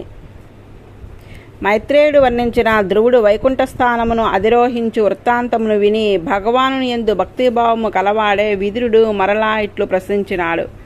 ప్రచేతసులు అనువారు ఎవరు? వారు ఎవరి కుమారులు? ఏ వంశంలో జన్మించినారు? వారు సత్రయాగమును ఎచ్చట చేసిరి? భగవద్దర్శనమునకు ఉపాయమును ఎరిగిన మహాభాగవతుడు నారదుడు భగవత్ పరిచర్యా విధానమును అనగా క్రియాయాగమును వారికి ఎట్లు ఉపదేశించినాడు? యజ్ఞములచే ఆరాధింపబడువాడును యజ్ఞ ఫలమును వసుంగువాడునగు భగవానుని వర్ణాశ్రమములకు తగిన యజ్ఞములచే ఆరాధన చేయవలనని భక్తిగల నారదుడు చెప్పినాడు కదా. దేవర్షియగు నారదుడు ఆ ప్రచేతసులు చేసిన బ్రహ్మసత్రమునందు ఏ ఏ భగవత్ కథలను చెప్పినాడో వారిని నాకు పూర్తిగా వివరింపకోరుచున్నాను. విదురుడు ఇట్లు అడుగుగా, ధ్రువుని వంశంలో జన్మించిన ప్రచేతసులు వృత్తాంతమును చెప్పుటకు ముందు ధ్రువుని వంశమును కీర్తించుచున్నాడు. ధ్రువుని కుమారుడు ఉత్కలుడు. తండ్రి వనమునకు ఎగిన తర్వాత అతడు సింహాసనము అధిష్ఠించి రాజ్యమును పాలించుటకు అంగీకరింపలేదు. అతడు పుట్టిన దగ్గర నుండి రాగద్వేషములు లేని ప్రశాంత చిత్తము గలవాడు, నిస్సంగుడు. విషయలోభము గల జనులతో కలియుట అతనికి రుచింపలేదు. లోకము అంతయు భగవానునిచే ధరింపబడి నియమింపబడి అన్ని శరీరములలో వ్యాపించి ఉండి తన సంకల్ప రూప జ్ఞానముచే నడిపించుచుండునని అతడు ఎరింగినవాడు. జీవాత్మ ధర్మభూత జ్ఞానము కలదనియు ఆవరణము తొలగినాడు. ఆ జ్ఞానము నిరతసేము ఆగుటచే ఆ ఆత్మయే బ్రహ్మము అని చెప్పదగినట్లు ఉండుననియు ఇదే సుఖస్వరూపమనియు శరీరంలో నుండుననియు అతడు ఎరుంగును. ఆనందమును గుణము కలదనియు అది నిత్యమనియు అతడు ఎరుంగును. ఎడగా తెగని యోగాభ్యాసముచే అగ్నిచే మాలిన్యము దహింపబడినట్లు అతని కర్మ నశించెను. ఆత్మ కంటే ఇతరమైన దేహమునకు సంబంధించిన వానిని అతడు తలంచని వాడే ఉండెను. జడుని వలె బాహ్య విషయములను గూర్చిన బుద్ధి లేని వాడే జ్వాల అణిగిన అగ్ని వలె ఉండేవాడు. బాలుడు వలె తన గొప్పదనము ఎరుంగక ప్రదర్శింపవలనడి కోరిక లేక ఉండేవాడు. మంత్రులు కులవృద్ధులు మొదలగు వారందరూ అతనిని పిచ్చివానిగా తలంచిరి. అందుచే అతనికి రాజుగా చేయక భ్రమి అను భార్య యందు ధ్రువునకు జన్మించిన రెండవ కుమారుడు వత్సరునిగా రాజుని చేసిరి. వత్సరుడు శీల రూప గుణములచే అనురూపయగు స్వర్వీధి అనునామెను భార్యగా వివాహమాడెను. ఆమె యందు పుష్పానుడు మొదలగు 6 కుమారులు జన్మించిరి. పుష్పానుడు తిగ్మకేతువు, ఇషుడు, ఊర్జుడు, వసువు, జయుడు అని వారి పేర్లు. పుష్పార్జునకు ప్రభా, దోష అను 2 భార్యలు. ప్రభువు అనునామెను ప్రాతః, మధ్యం దిన, సాయం అను 3 కుమారులు. దోష అనునామెకు ప్రదోష, నిషీద, విశ్వ అను 3 కుమారులు కలిగిరి. విష్ణునకు పుష్కరిణి అను భార్య యందు సర్వ తేజస్సు అనుడి కుమారుడు కలిగెను. పై పేర్లు గ్రహమండలములు గమనమునకు ఆధారమైన ధ్రువుని ఆధారముగు చేసుకొని తిరుగుచున్న కాలచక్రము చే ఏర్పడు రాత్రింబవల స్వరూపము నిరూపింపబడినది. ధ్రువము అనగా కదలకుండా ఉండడి ఇరుసు వంటిది. దానిపై చక్రము తిరుగుచుండెను. ఆ తిరుగుటకే భ్రమి అని పేరు, అనగా భ్రమణము తిరుగుట అని అర్థము. ఇట్లు జ్యోతి చక్రము తిరుగుటకు ఆధారమైన దంపతులను ధ్రువ, భ్రమి అను దంపతులుగా నిరూపించిరి. ఆ భ్రమికి 2 కుమారులు, ఉత్కలుడు, వత్సరుడు. కాలం యొక్క ప్రభావమును దాటినవాడు ఉత్కలుడు. జ్యోతిచక్రమునకు వశపడి సంవత్సరము మొదలగు భాగములు కలది వ్యవహారంలో ఉన్న కాలము. అదే వత్సరుడు. మొదటిది అఖండము, అచ్చట దినరాత్రి విభాగముండదు, వత్సరాది విభాగముండదు. రెండవ కుమారుడు వత్సరునికి స్వర్వీధి అను ఆమె భార్య, అనగా గ్రహణ వారి భవనము మణిమయము. ఆ భవనంలో తండ్రి లాలించుచుండగా స్వర్గంలో నున్నట్లు ఉండెను. ఆ భవనంలో పాలనురుగులు వంటి పాన్పుల మధ్య బంగారు తాపిన దంతపు మంచములు, విలువైన ఆసనములు అమర్చిరే. అచ్చట గోడలనియు స్ఫటికములతో మరకత మనులతో అమర్చి ఉండెను. మణిదీపములు ప్రకాశించుచుండెను.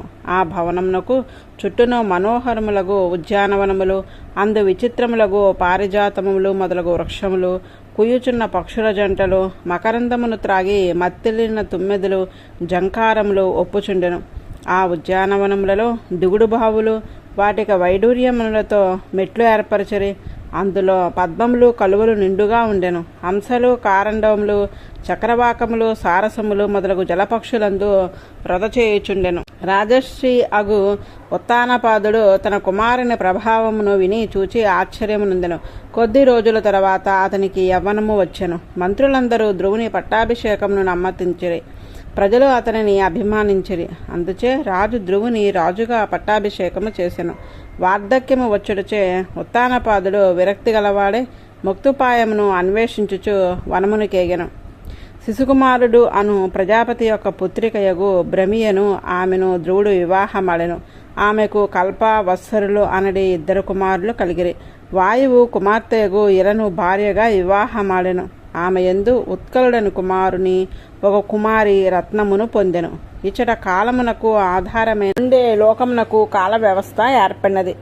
ఆ దంపతులకు 6 కుమారులు. వారే 6 ఋతువులు అయిరి.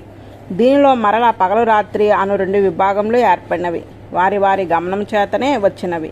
వారి పేర్లు ప్రభా, దోష, వెలుగు, చీకటి అని అర్థము. పగలు 3 భాగములు, రాత్రి 3 భాగములు. అవే వారి కుమారులు. ఈ విధంగా కాలస్వరూపమును నిరూపించి కాలమే సర్వలోకమును అభివ్యక్తం చేయుచున్నట్లు సూచించుచున్నాడు. విష్ణునకు పుష్కరిణి యందు సర్వతేజస్సు అనడి కుమారుడు కలిగినని చెప్పారు. ఆ సర్వతేజస్సే జ్ఞానస్వరూపమగు ఆత్మ. అతనికి ఆకూతి అనునామే భార్య. ఆకూతి అనగా సంకల్పము. ఇది కలుగగానే మనువు అనడి కుమారుడు జన్మించెను. మనువు అనగా ఎరుక, ఎరుంగుట అని అర్థము. ఆ మనువు భార్య నడ్వల. ఆ మనువు పేరు చక్షువు. ఈ విధముగా సృష్టి ప్రారంభము నుండి మనువు వరకు ఎరుంగ చేసినాడు. ఈ చక్షువు అను మనువునకు నడ్వల అను భార్య ఎందు పరువు కుత్సుడు త్రితుడు ద్యుమ్ముడు సత్యవంతుడు ఋతుడు వ్రతుడు అగ్నోష్టముడు అతిరాత్రుడు ప్రద్యుమ్నుడు శిబి ఉల్ముకుడు అని ఆ 12 పేర్లు. ఉల్మునకు పుష్కరిణి అను నామయందు ఉత్తములకు 6 పుత్రులు జన్మించిరి. ఆంగుడు సుమనసుడు ఖ్యాతి క్రతువు అంగిరసుడు గయుడు అని వారి పేర్లు. అంగును భార్య సునీత. వారికి దుష్ట స్వభావము గల వేణుడు అను పుత్రుడు జన్మించెను. ఆ వేణుని దుష్ట స్వభావము వలన రాజర్షి అయిన తండ్రి అగు అంగుడు దుఃఖితుడై పట్టణమును వదిలిపోయినాడు. అతని చెడు స్వభావమును భరించలేక మునులు తమ వజ్రము వంటి వాక్కులతో శపించిరి. అతడు చనిపోయాను. తమకు వంశము లేదని అతని కుడి చేతిని వారు మదించిరి. ఆ మధ్యకాలమునందు రాజు లేకపోవటచే దుండుగులు ప్రజలను పీడించిరి. అప్పుడు లోకరక్షణకై నారాయణుడే అతని కుడిభుజము నుండి పృథువు అనేది పేరుతో ఆవిర్భవించెను. అతడే మొదటి రాజు. అతడే గ్రామములు పట్టణములు మొదలగవాన్ని ఏర్పరచెను. అతనిచే ఏర్పడినది కనుకనే భూమికి పృథ్వీ అని పేరు వచ్చెను. వేణుడు దుష్ట స్వభావుడు అని విని విదురుడా ఇట్లు ప్రశ్నించుచున్నాడు. మహాత్ముడు బ్రహ్మజ్ఞాని శీలనిధి సజ్జనుడు అగు రాజునకు దుష్టుడగు కుమారుడు ఎట్లు కలిగెను? ధర్మమును ఎరింగిన మునులు ఏమి అపరాధము చేసినాడని వేణుని శపించిరి.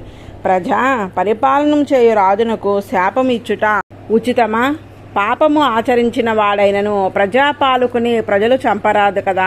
రాజు తన తేజస్సుచే లోకములను భరించువాడు కదా. ఈ సందేహమును తీర్చుకోరుచున్నాను అని మైత్రేయుడు ఇట్లు చెప్పుచున్నాడు. అంగమహారాజు ఒకప్పుడు క్రతువులలో ఉత్తమమైన అశ్వమేధము ఆరంభించెను. వేదాధ్యయన సంపన్నులకు ఋత్విక్కులు మంత్రములతో ఆహ్వానించినను. దేవతలు భాగములను స్వీకరించుటకు రాలేదు. అప్పుడు ఋత్విక్కులు ఆశ్చర్యపడి మహారాజుతో యథాశాస్త్రముగా చేయుచున్న యజ్ఞములో స్వల్పంగానైనను దేవతల విషయంన అవమానము జరగలేదు. దేవతలు కర్మలలోను గుణదోషములను చూడగలవారు. మనకు తెలియని అపచారం ఏదో జరిగి ఉండును అని ఋత్విక్కులు చెప్పిరి. వారి మాట విని యజమానియగు అంగరాజు మనసు చెడిన వాడై దీక్షలో మాట్లాడకూడదని నియమమును ఉల్లంఘించి, ఓ సదస్యులారా, ఏమి అపచారమును చేసితనో తెలియదు. దేవతల భాగమును గ్రహించుటకు వచ్చుట లేదు. ఏమి తప్పు చేసితనో మీరు సెలవీయవలెను అని కోరెను. అప్పుడు సదస్యులు ఇట్లు చెప్పిరి. ఓ రాజా, నీవు బ్రహ్మవేత్తవు. ఈ జన్మలో నీవు ఏమీ దోషం చేయలేదు. కానీ పురాతనమైన ఒక పాపము నీకు ఉన్నది. అందుచే గుణవంతుడవైన నీవు సంతానరహితుడవైతవి. సంతానమునికై యజ్ఞము నీవు ఆచరించవలను. యజ్ఞభోక్తయకు భగవానుడు నీవు యాగము చేయుటచే సంతోషించి నీకు సంతానం అసంగగలడు. అట్లయినచో నీవు ఇచ్చిన భాగములను గ్రహించగలరు. శ్రీహరి యజ్ఞ పురుషుడు. అతడు దేవతలతో కూడి వచ్చి నీ కోరికను ఈడేర్చును. భగవంతుని ఆరాధించిననే కోరికలు ఈడేరును. ఇట్లు చెప్పగా అంగరాజు సంతానము కొరకు విష్ణువునకు పురోడాసము కల్పించి యజ్ఞము చేయ ఆరంభించెను. అప్పుడు ఆ అగ్నిహోత్రం నుండి బంగారు మాలికను వస్త్రములను దాల్చిన ఒక పురుషుడు బంగారు పాత్రతో పాయసమును పట్టుకుని వెలికి వచ్చెను.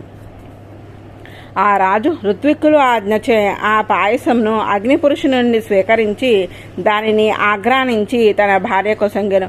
ఆయన భార్యగు సునీత గర్భవతి అయ్యి నెలలు నిండిన తర్వాత కుమారుని ప్రసవించెను. ఆ పురుషుడు బాల్యం నుండియే ఆధార్మికుడాయను. సునీత అను ఆమె మృత్యువు కుమార్తె. అధర్మం యొక్క అంశము వలన ఉద్భవించినది మృత్యువు. ఆ తల్లి తండ్రి పోలిక వచ్చి ఆ కుర్రవాడు అధార్మికుడాయను. అతడు విల్లు పట్టి అడవికేగి దుష్టబుద్ధి అయ్యి దీనములైన మృగములను చంపుచుండెను. అతనిని చూచి అందరూ మొరపెట్టుచుండెరి.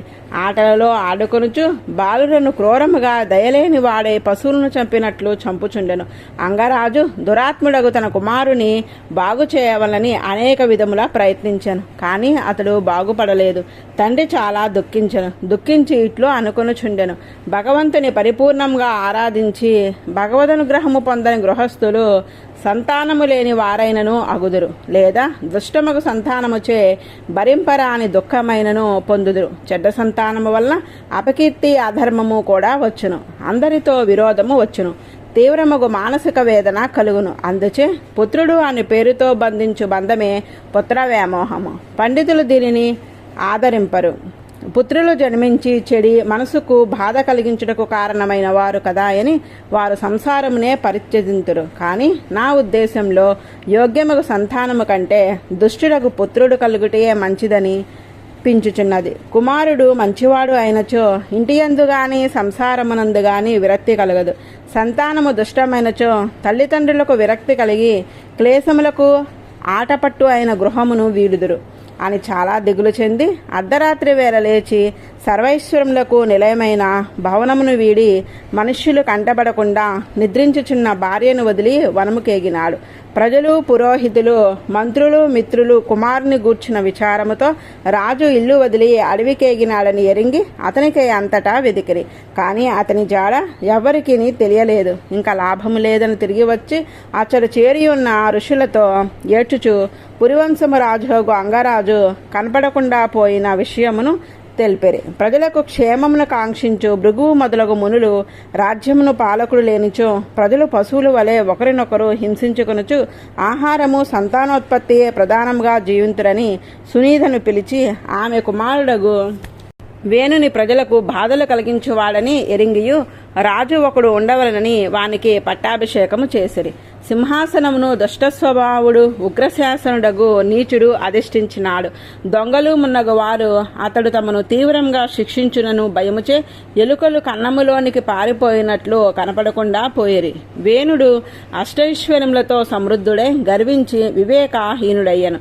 తాను గొప్పవాడననియు మహాబుద్ధిమంతుడననియు మహాభాగ్యవంతుడననియు భావించుకొని గర్వించుచుండెను. మదించిన ఏనుగు అంకెసనమునకు లొంగనట్లు మదాంధుడై ఎవ్వరికి వశము కాని వాడై రథమెక్కి భూమి ఆకాశంలను గడగడ వణికించుచు పర్యటనము చేయుచుండెను.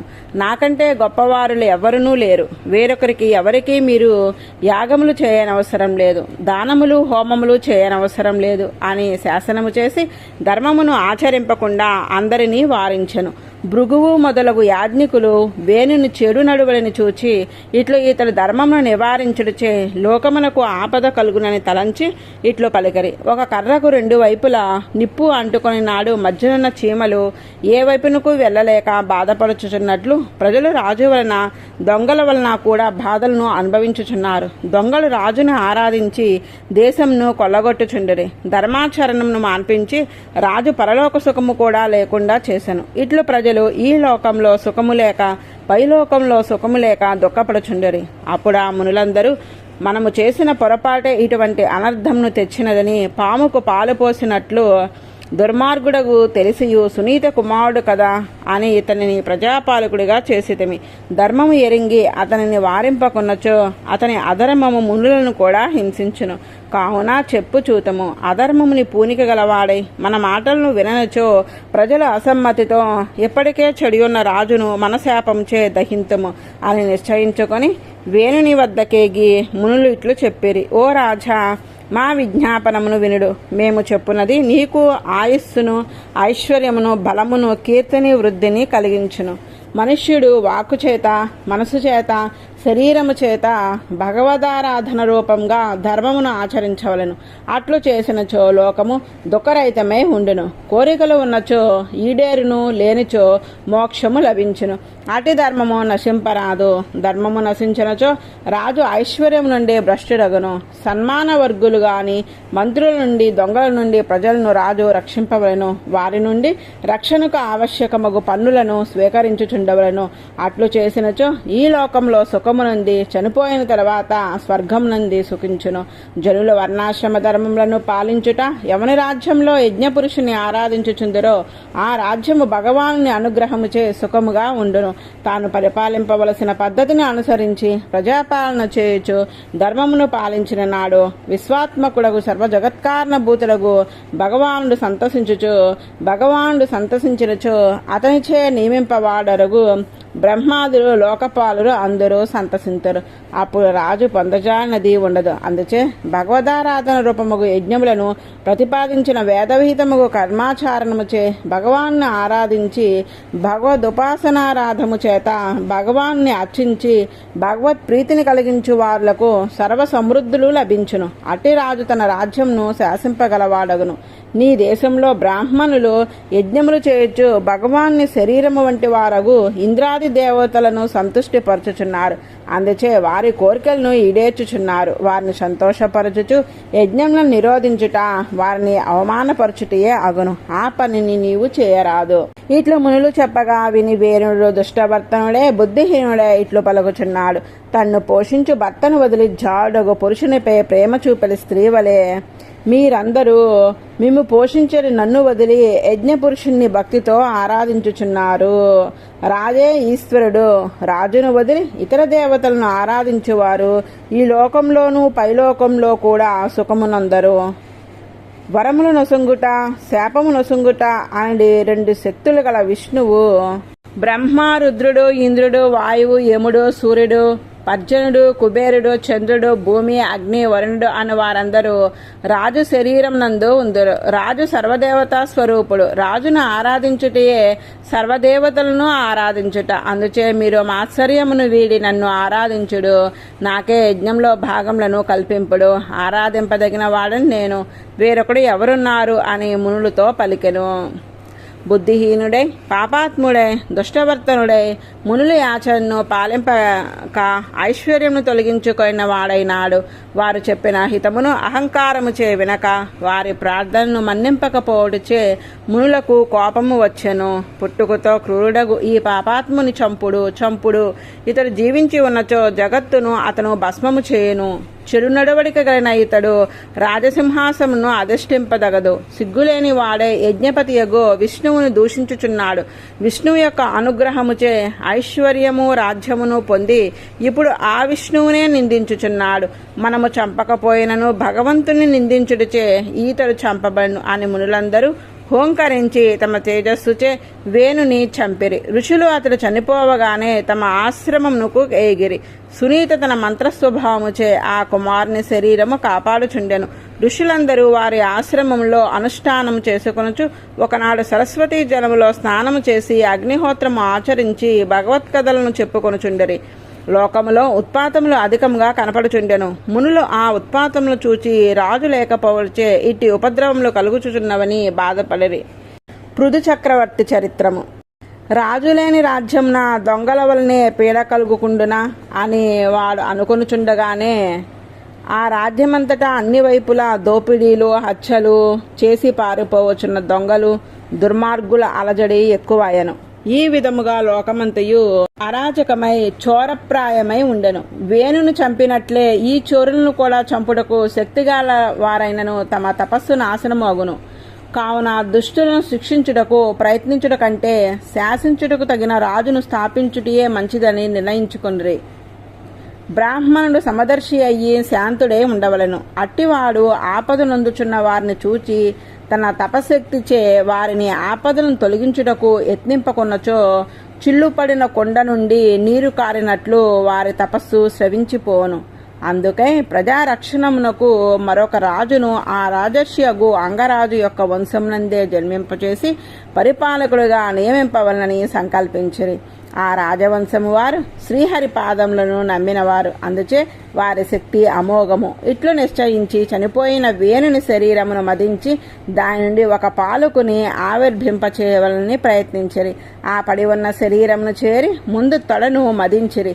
బాహుకుడు అని పేరుగల నరుడు దాని నుండి పుట్టెను. అతడు కాకివలే నల్ల రంగు గలవాడు, పొట్టివాడు, పొట్టి చేతులు గలవాడు, ఎర్రని కన్నులు గలవాడు, రాగి వెంట్రుకలు గలవాడు. అట్టి బాహుకుడు లేచి నేను ఏమి చేయవలను అని నమస్కరించి అడిగాను. ఇతడు పరిపాలనకు అనర్హుడు అని మునులు గుర్తించి నిషీద అనగా కూర్చుండము అనిరి. అనగానే అతడు కూర్చుండెను కనుక అతనిని నిషాదుడు అనిరి. వాని వంశము వారు నిషాదులు. వారు కొండజాతుల వారు, అడవులలో ఉండువారు అయిరి. వేణుని శరీరంలో ఉన్న పాపము ఈ విధముగా వెలికి వచ్చెను. మరలా మునులు ఆ వేణుని బాహువును మదించిరి. అందుండి స్త్రీ పురుషులు జంట ఆవిర్భవించెను. అట్లు జన్మించిన ఆ దంపతులను చూసి భగవంతుని అంశమే అని గుర్తించి ఋషులు సంతోషపడిరి. ఆ పురుషుడు సాక్షాత్తు శ్రీ మహావిష్ణువే. భువనములను పాలించడి కలయే ఈమె లక్ష్మీదేవి యొక్క అంశ. పురుషుని వీడి ఉండని లక్ష్మియే ఈమె. శ్రీ మహావిష్ణువు అంశచే జన్మించి ఈ రాజురాజ్యమును పాలింపగలడు. విస్తారముగా కీర్తిని ఆర్జించువాడు అవుటచే పృథువని అతనిని వ్యవహరించరు. ఇతనితో జన్మించిన ఆమె లక్ష్మీదేవి. ఈమె గుణములే ఆభరణములుగా గలది. అచ్చి అనేది పేరుతో వ్యవహరింపబడును పృథువుతో వేడక చేరి ఉండెను. ఈ విధంగా సాక్షాత్తు శ్రీహరిహంసచే పృథు చక్రవర్తియు అతనిని వీడి ఉండని లక్ష్మీదేవి అంశచే అచ్చి అను పేరుతో అతని ధర్మపత్నియు ఆవిర్భవించిరి. వీనిని చూచి దేవతలు ఆనందించిరి. గంధర్వులు గానము చేసిరి. అప్సరసులు పుష్పవృష్టిని కురిపించిరి. సిద్ధులు నృత్యం చేసిరి. శంఖ మృదంగాది వాద్యములు దుందుబులు ఆకాశమును మ్రోగుచుండెను. అచ్చడికి దేవతలు పితృదేవతలు అందరూ వచ్చిరి. జగద్దురగు బ్రహ్మ కూడా వచ్చెను. ఆ పృథువి యొక్క కుడి భుజమునందు చక్రచిహ్నము చక్కగా కనపడెను. పాదముల యందు పద్మరేఖ కనపడెను. వెంటనే బ్రహ్మాది దేవతలు అతడు భగవదంశయే అని నిర్ణయించిరి. అతనికి పట్టాభిషేకము చేయవలనని బ్రహ్మవేత్తలకు బ్రాహ్మణులు సిద్ధపడరి. అభిషేకమునకు కావలసిన పరికరములను సంపాదించిరి. సముద్రములు, పర్వతములు, సర్పములు, పక్షులు, ఉజ్జులోకములు, భూమి సర్వభూతములు అతనిని సన్మానించుటకు కానుకలు తెచ్చినవి. పట్టాభిషేకము చేసి విలువైన పట్టుబట్టలతో అలంకరించి కుబేరుడు అతనికి బంగారు సింహాసనమును సమర్పించెను. చంద్రుని వంటి కాంతి కలిగి చల్లని జల్లు పడుచుండడి ఛత్రమును వరుణుడు సమర్పించెను. వాయువు 2 చామరములను అర్పించెను. ధర్ముడు కీర్తిమయమగు మాలను సమర్పించెను. యముడు దండమును సమర్పించెను. బ్రహ్మవేదమయమగు కవచమును సంగెను. సరస్వతీ హారమును సంగెను. శ్రీహరి సుదర్శనమును సంగెను. శ్రీహరి పత్నియగు లక్ష్మి అవ్యాహితమగు ఐశ్వర్యమును సంగెను. రుద్రుడు దశచంద్రమును కత్తిను సంగెను. పార్వతి శతచంద్రమను వరనిచ్చెను. సోముడు అమృతమయమగు అశ్వమును నొసంగెను. త్వష్ట అతి సుందరమగు రథము నొసంగెను. అగ్ని ఆజగవము అనడి ధనస్సు నొసంగెను. సూర్యుడు రశ్మిమయములగు బాణముల సంగెను. యోగమయములగు పాదుకలను భూమి వసంగెను. జూలోకము పుష్పపంక్తిని వసంగెను. సిద్ధ సాధ్య గంధర్వాదులు నాట్యమును సంగీతము వాద్యములను అంతర్ధాన శక్తిని వసంగరి. ఋషులు సత్యములగు ఆశీసలను వసంగరి. సముద్రము శంఖము నొసంగెను. సముద్రుడు పర్వతము నదులు రథమార్గంలో ఏర్పరచరి. సూత మాఘద వందులు ఆ పృథువును స్తుతించిరి. తనను ప్రశంసించుచున్న ఆ స్తోత్ర పాఠకులను ఉద్దేశించి పృథువు మేఘ గంభీరముగు వాక్కుతో ఇట్లు పలికెను. ఓ సూత, ఓ మాఘద, ఓ వందులారా, నన్ను మీరు స్తోత్రము చేయతగదు. నా గుణములు లోకంలో ప్రసిద్ధములు కావు. ప్రసిద్ధములైన గుణములు ఉన్నవాడు కదా స్తోత్రము చేయుట. గుణములు లేని నన్ను స్తుతించుటచే మీ స్తోత్రములు వ్యర్థమగును. కాలాంతరమునందు గుణములు కలుగునని ఇప్పుడు మమ్ములను స్తోత్రము చేయవలదు. మీ వాక్కులు మధురములు. అట్టి వాక్కులు నా వంటి వారి విషయమున ఉపయోగించుటచే వాని శోభ తరిగిపోవను.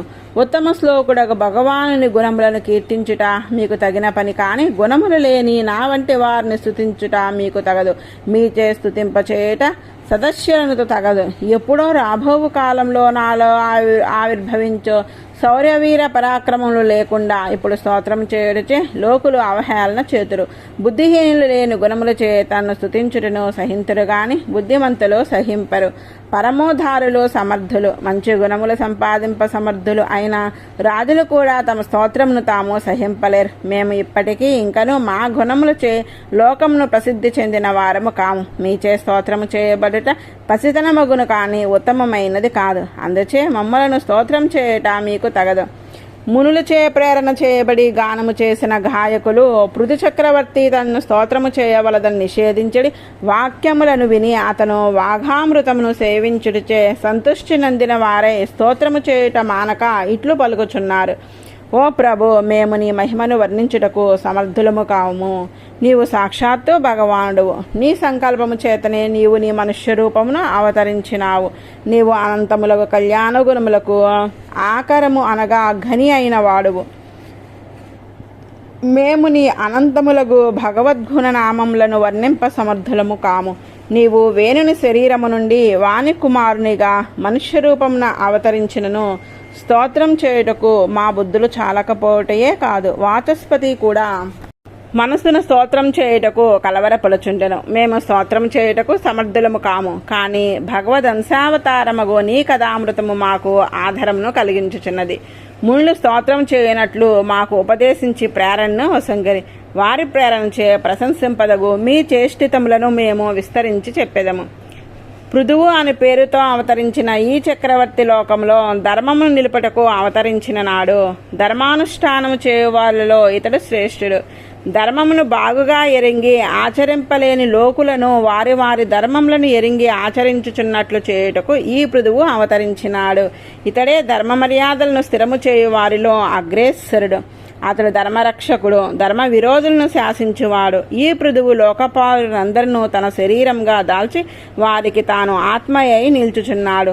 2 లోకములకు హితమును సంపాదింపచేయుచున్నాడు. సూర్యుడు ఆయా కాలములందు భూమిపైనున్న జలములను తన కిరణములచే స్వీకరించి మరలా తగిన సమయంన సర్వభూతములకు వసుంకున్నట్లు ఈ పృథువే సర్వభూతములకు మేలు కోరి లోకంలో ప్రజల నుండి ధనమును స్వీకరించి మరలా వారి క్షేమమునికై వినియోగించుచున్నాడు. శాసనమున అతిక్రమించిన వారిని తప్పించుచున్నాడు. ఇతడు భూమి వలె తనను అవమానించిన వారిని కూడా బాధింపక వారు చేసిన అతిక్రమణమును సహించి కరుణతో ఆశ్రయమును సంగి ఆధారభూతుడే నిలబెట్టుచున్నాడు. ఇంద్రుడు వర్షింపకపోయినచో లోకమంతయు క్లేశమునందును. అట్లు అనావృష్టి ఏర్పడకుండా ఇంద్రుడు రక్షించినట్లు తాను వర్షించి రక్షించుచున్నాడు. ఇతని ముఖము చంద్రునితో సమానము అయి ఉండినది. చంద్రుడు అమృతమూర్తి. ఈ పృథువు కూడా అనురాగంలో నిండిన మాటలను మందహాసమును చూపులను ప్రజలపై పరసి చంద్రుని వలె ఆహ్లాదమును కలిగించుచున్నాడు. వరుణుడు సముద్ర జలములచే ఆవరింపబడి ఎవ్వరికీ వ్యక్తముగా కనపడడు. అతని మార్గం ఎవ్వరికీ గోచరము కాదు. అట్లే ఇతడు కూడా ప్రాకారాదులచే ఆవరింపబడి రాజభవనములలో తాను చేసిన పని ముందుగా ఎవరికీ తెలియకుండా గంభీరముగా ఉపకరించుచుండును. ధనమును భద్రముగా కాపాడును. అనంతమైన మహత్వము గలవాడు. గుణములకు ప్రధాన కేంద్రము. ఈ గుణములనియో వరుణుని యందు ఉన్నట్లే ఈ పృథువునందు కూడా గోచరమగును.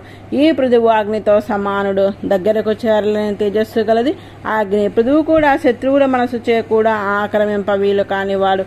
దగ్గరగా ఉన్నవాడు కూడా అతని పౌరుషంచే దగ్గరగా చేరి జంకుచుండెను. అగ్నిహోత్రము అరణి నుండి పుట్టినట్లు ఇతడును వేరు నుండి శరీరమును మదింపగా బయలువెళ్ళినవాడు.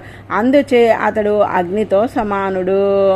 వాయువు అందరి శరీరంలో ఉండును, శరీరమును ధరించును. అందుచేతనే వాయువును సూత్రాత్మ అందురు. దారములోని చొచ్చి ఉండి మనులను ధరించినట్లు ప్రాణులలో వాయువు చొచ్చి ధరించి ఉండును. అట్లు పృథువు కూడా తన చారులచే అంతటా వ్యాపించి తన దేశంలో పై దేశంలో పృథువు తాను చేయు వ్యాపారములచే ప్రజల మనసును ఆనందింపచేయును. ప్రజా మనోరంజనము చేయువాడు కనుక పృథువే రాజు అనతగినవాడు. ఇతని సంకల్పము అప్రతిహతము. సంకల్పించినవి అన్నియూ చేయగలవాడునని తప్పు మార్గంన సంకల్పించినవాడు కాడు. సత్యసంధుడు వేదవేత్తలు బ్రహ్మవేత్తలకు బ్రాహ్మణుల విషయమున మంచిగా ప్రవర్తించును. వయోవృద్ధులను శీలవృద్ధులను సేవించును. సర్వభూతములకు రక్షణ కల్పించుటలో సమర్థుడు. అందరూ సమ్మానించును. దీనిల ఎడ వాత్సల్యము గలవాడై ఉండును. పరస్త్రీలను మాతృభావంన ఆదరించుచుండెను. తన భార్యను తన శరీరంగా భావించి ప్రేమించి ఆనందింపజేయుచుండెను. ప్రజలను తండ్రి బిడ్డలను చూచుచున్నట్లు వారి దోషములను చూడక ప్రీతితో అనువర్తించును. బ్రహ్మవేత్తలను దాసుని వలె సేవించును. దేహదారులందరూ తమ ఆత్మను ఎట్లు ప్రేమింతురో ప్రజలందరూ పృథువును అట్లే ప్రేమింతురు. మంత్రులకు ఆనందమును చేకూర్చును. విషయములందు సంగము లేని వారి యందు ఎక్కువ ఆదరము కలిగి ఉండును. వారితోనే కూడి ఉండి దుష్టుల ఎడ దండపానీయగు యముని వలె ప్రవర్తించును. ఈ పృథువు తన బలము చేత భూమిని గోవుగా మార్చి ఓషధులను పితకగలవాడు. తమ ధనసు అగ్రభావముతో ఎత్తుపలముగా ఉన్న భూమిని సమతులము గల దానిగా చేయును. ఇతడు సాక్షాత్ భగవానుడు. ఇతడు 3 లోకములకు నియామకుడు. బద్ధులు ముక్తులు నిత్యులు అనబడి 3 విధములుగా ఉండు జీవులను శాసించువాడు ఇతడు. సకల లోకులకు ఆత్మ అయిన వాడు. భగవానుడే తన అంశచే వేణుని శరీరం నుండి మనుష్యుడిగా అవతరించినాడు. జీవుని యందు ప్రకృతి సంబంధముచే దేవ మనుష్యాది భేదములు కనపడుచుండెను. కానీ వాస్తవముగా జీవులకు పరస్పరము స్వరూపమునందు భేదము లేదు. అట్లే భగవానుడు జీవులలో తానుండి జీవులకు ఆత్మ అయిన జీవునితో చేరి ఉండి శరీరంలో ఉన్నను మాయ తన వశమునందు ఉన్నవాడు అవుటచే శరీరముచే ఏర్పడు భేదము గాని కర్మబంధము గాని అతనికి ఉండదు. ఈ పృథువు ఉదయ పర్వతము మొదలు భూమండలమునంతను రక్షింపగలడు. తనతో సమానుడు అగు అధికుడు గాని అగు వేరొక వీరుడు లేనివాడు. ఇతడు జయశీలమగు రథమునెక్కి ధనసు ధరించి సూర్యుడు భూమి చుట్టూ తిరుగుతున్నట్లు భూమండలమునంతను పరిక్రమించెను. లోకపాలురు రాజులు కూడా ఇతనికి కానుకలు అర్పించుచుందురు. స్త్రీలు మధురమగు కంఠముతో ఇతని చరిత్రమును ఇతడే మొదటి రాజు ఆవిడచే ఆది రాజుకు పృథువు భగవానుడే అని గుర్తించి గానము చేయుచుందురు. భూమిని గోవుగా చేసి ఔషధులను పిండుట, ప్రజలను వారి వారికి తగిన వృత్తులను కల్పించుట, తన ధనస్సుతో పర్వతములను బ్రద్దలు చేసి భూమిని సమతలముగా చేయుట మున్నగు ఇతని లీలలను స్త్రీలు గానము చేయుచుందురు. సింహము తోక పైకి ఎత్తి విహరించినట్లు విల్లు ఎక్కుపెట్టి ఏ పృథువు సంచరించుచున్నప్పుడు ధర్మ విరోధులైన వారు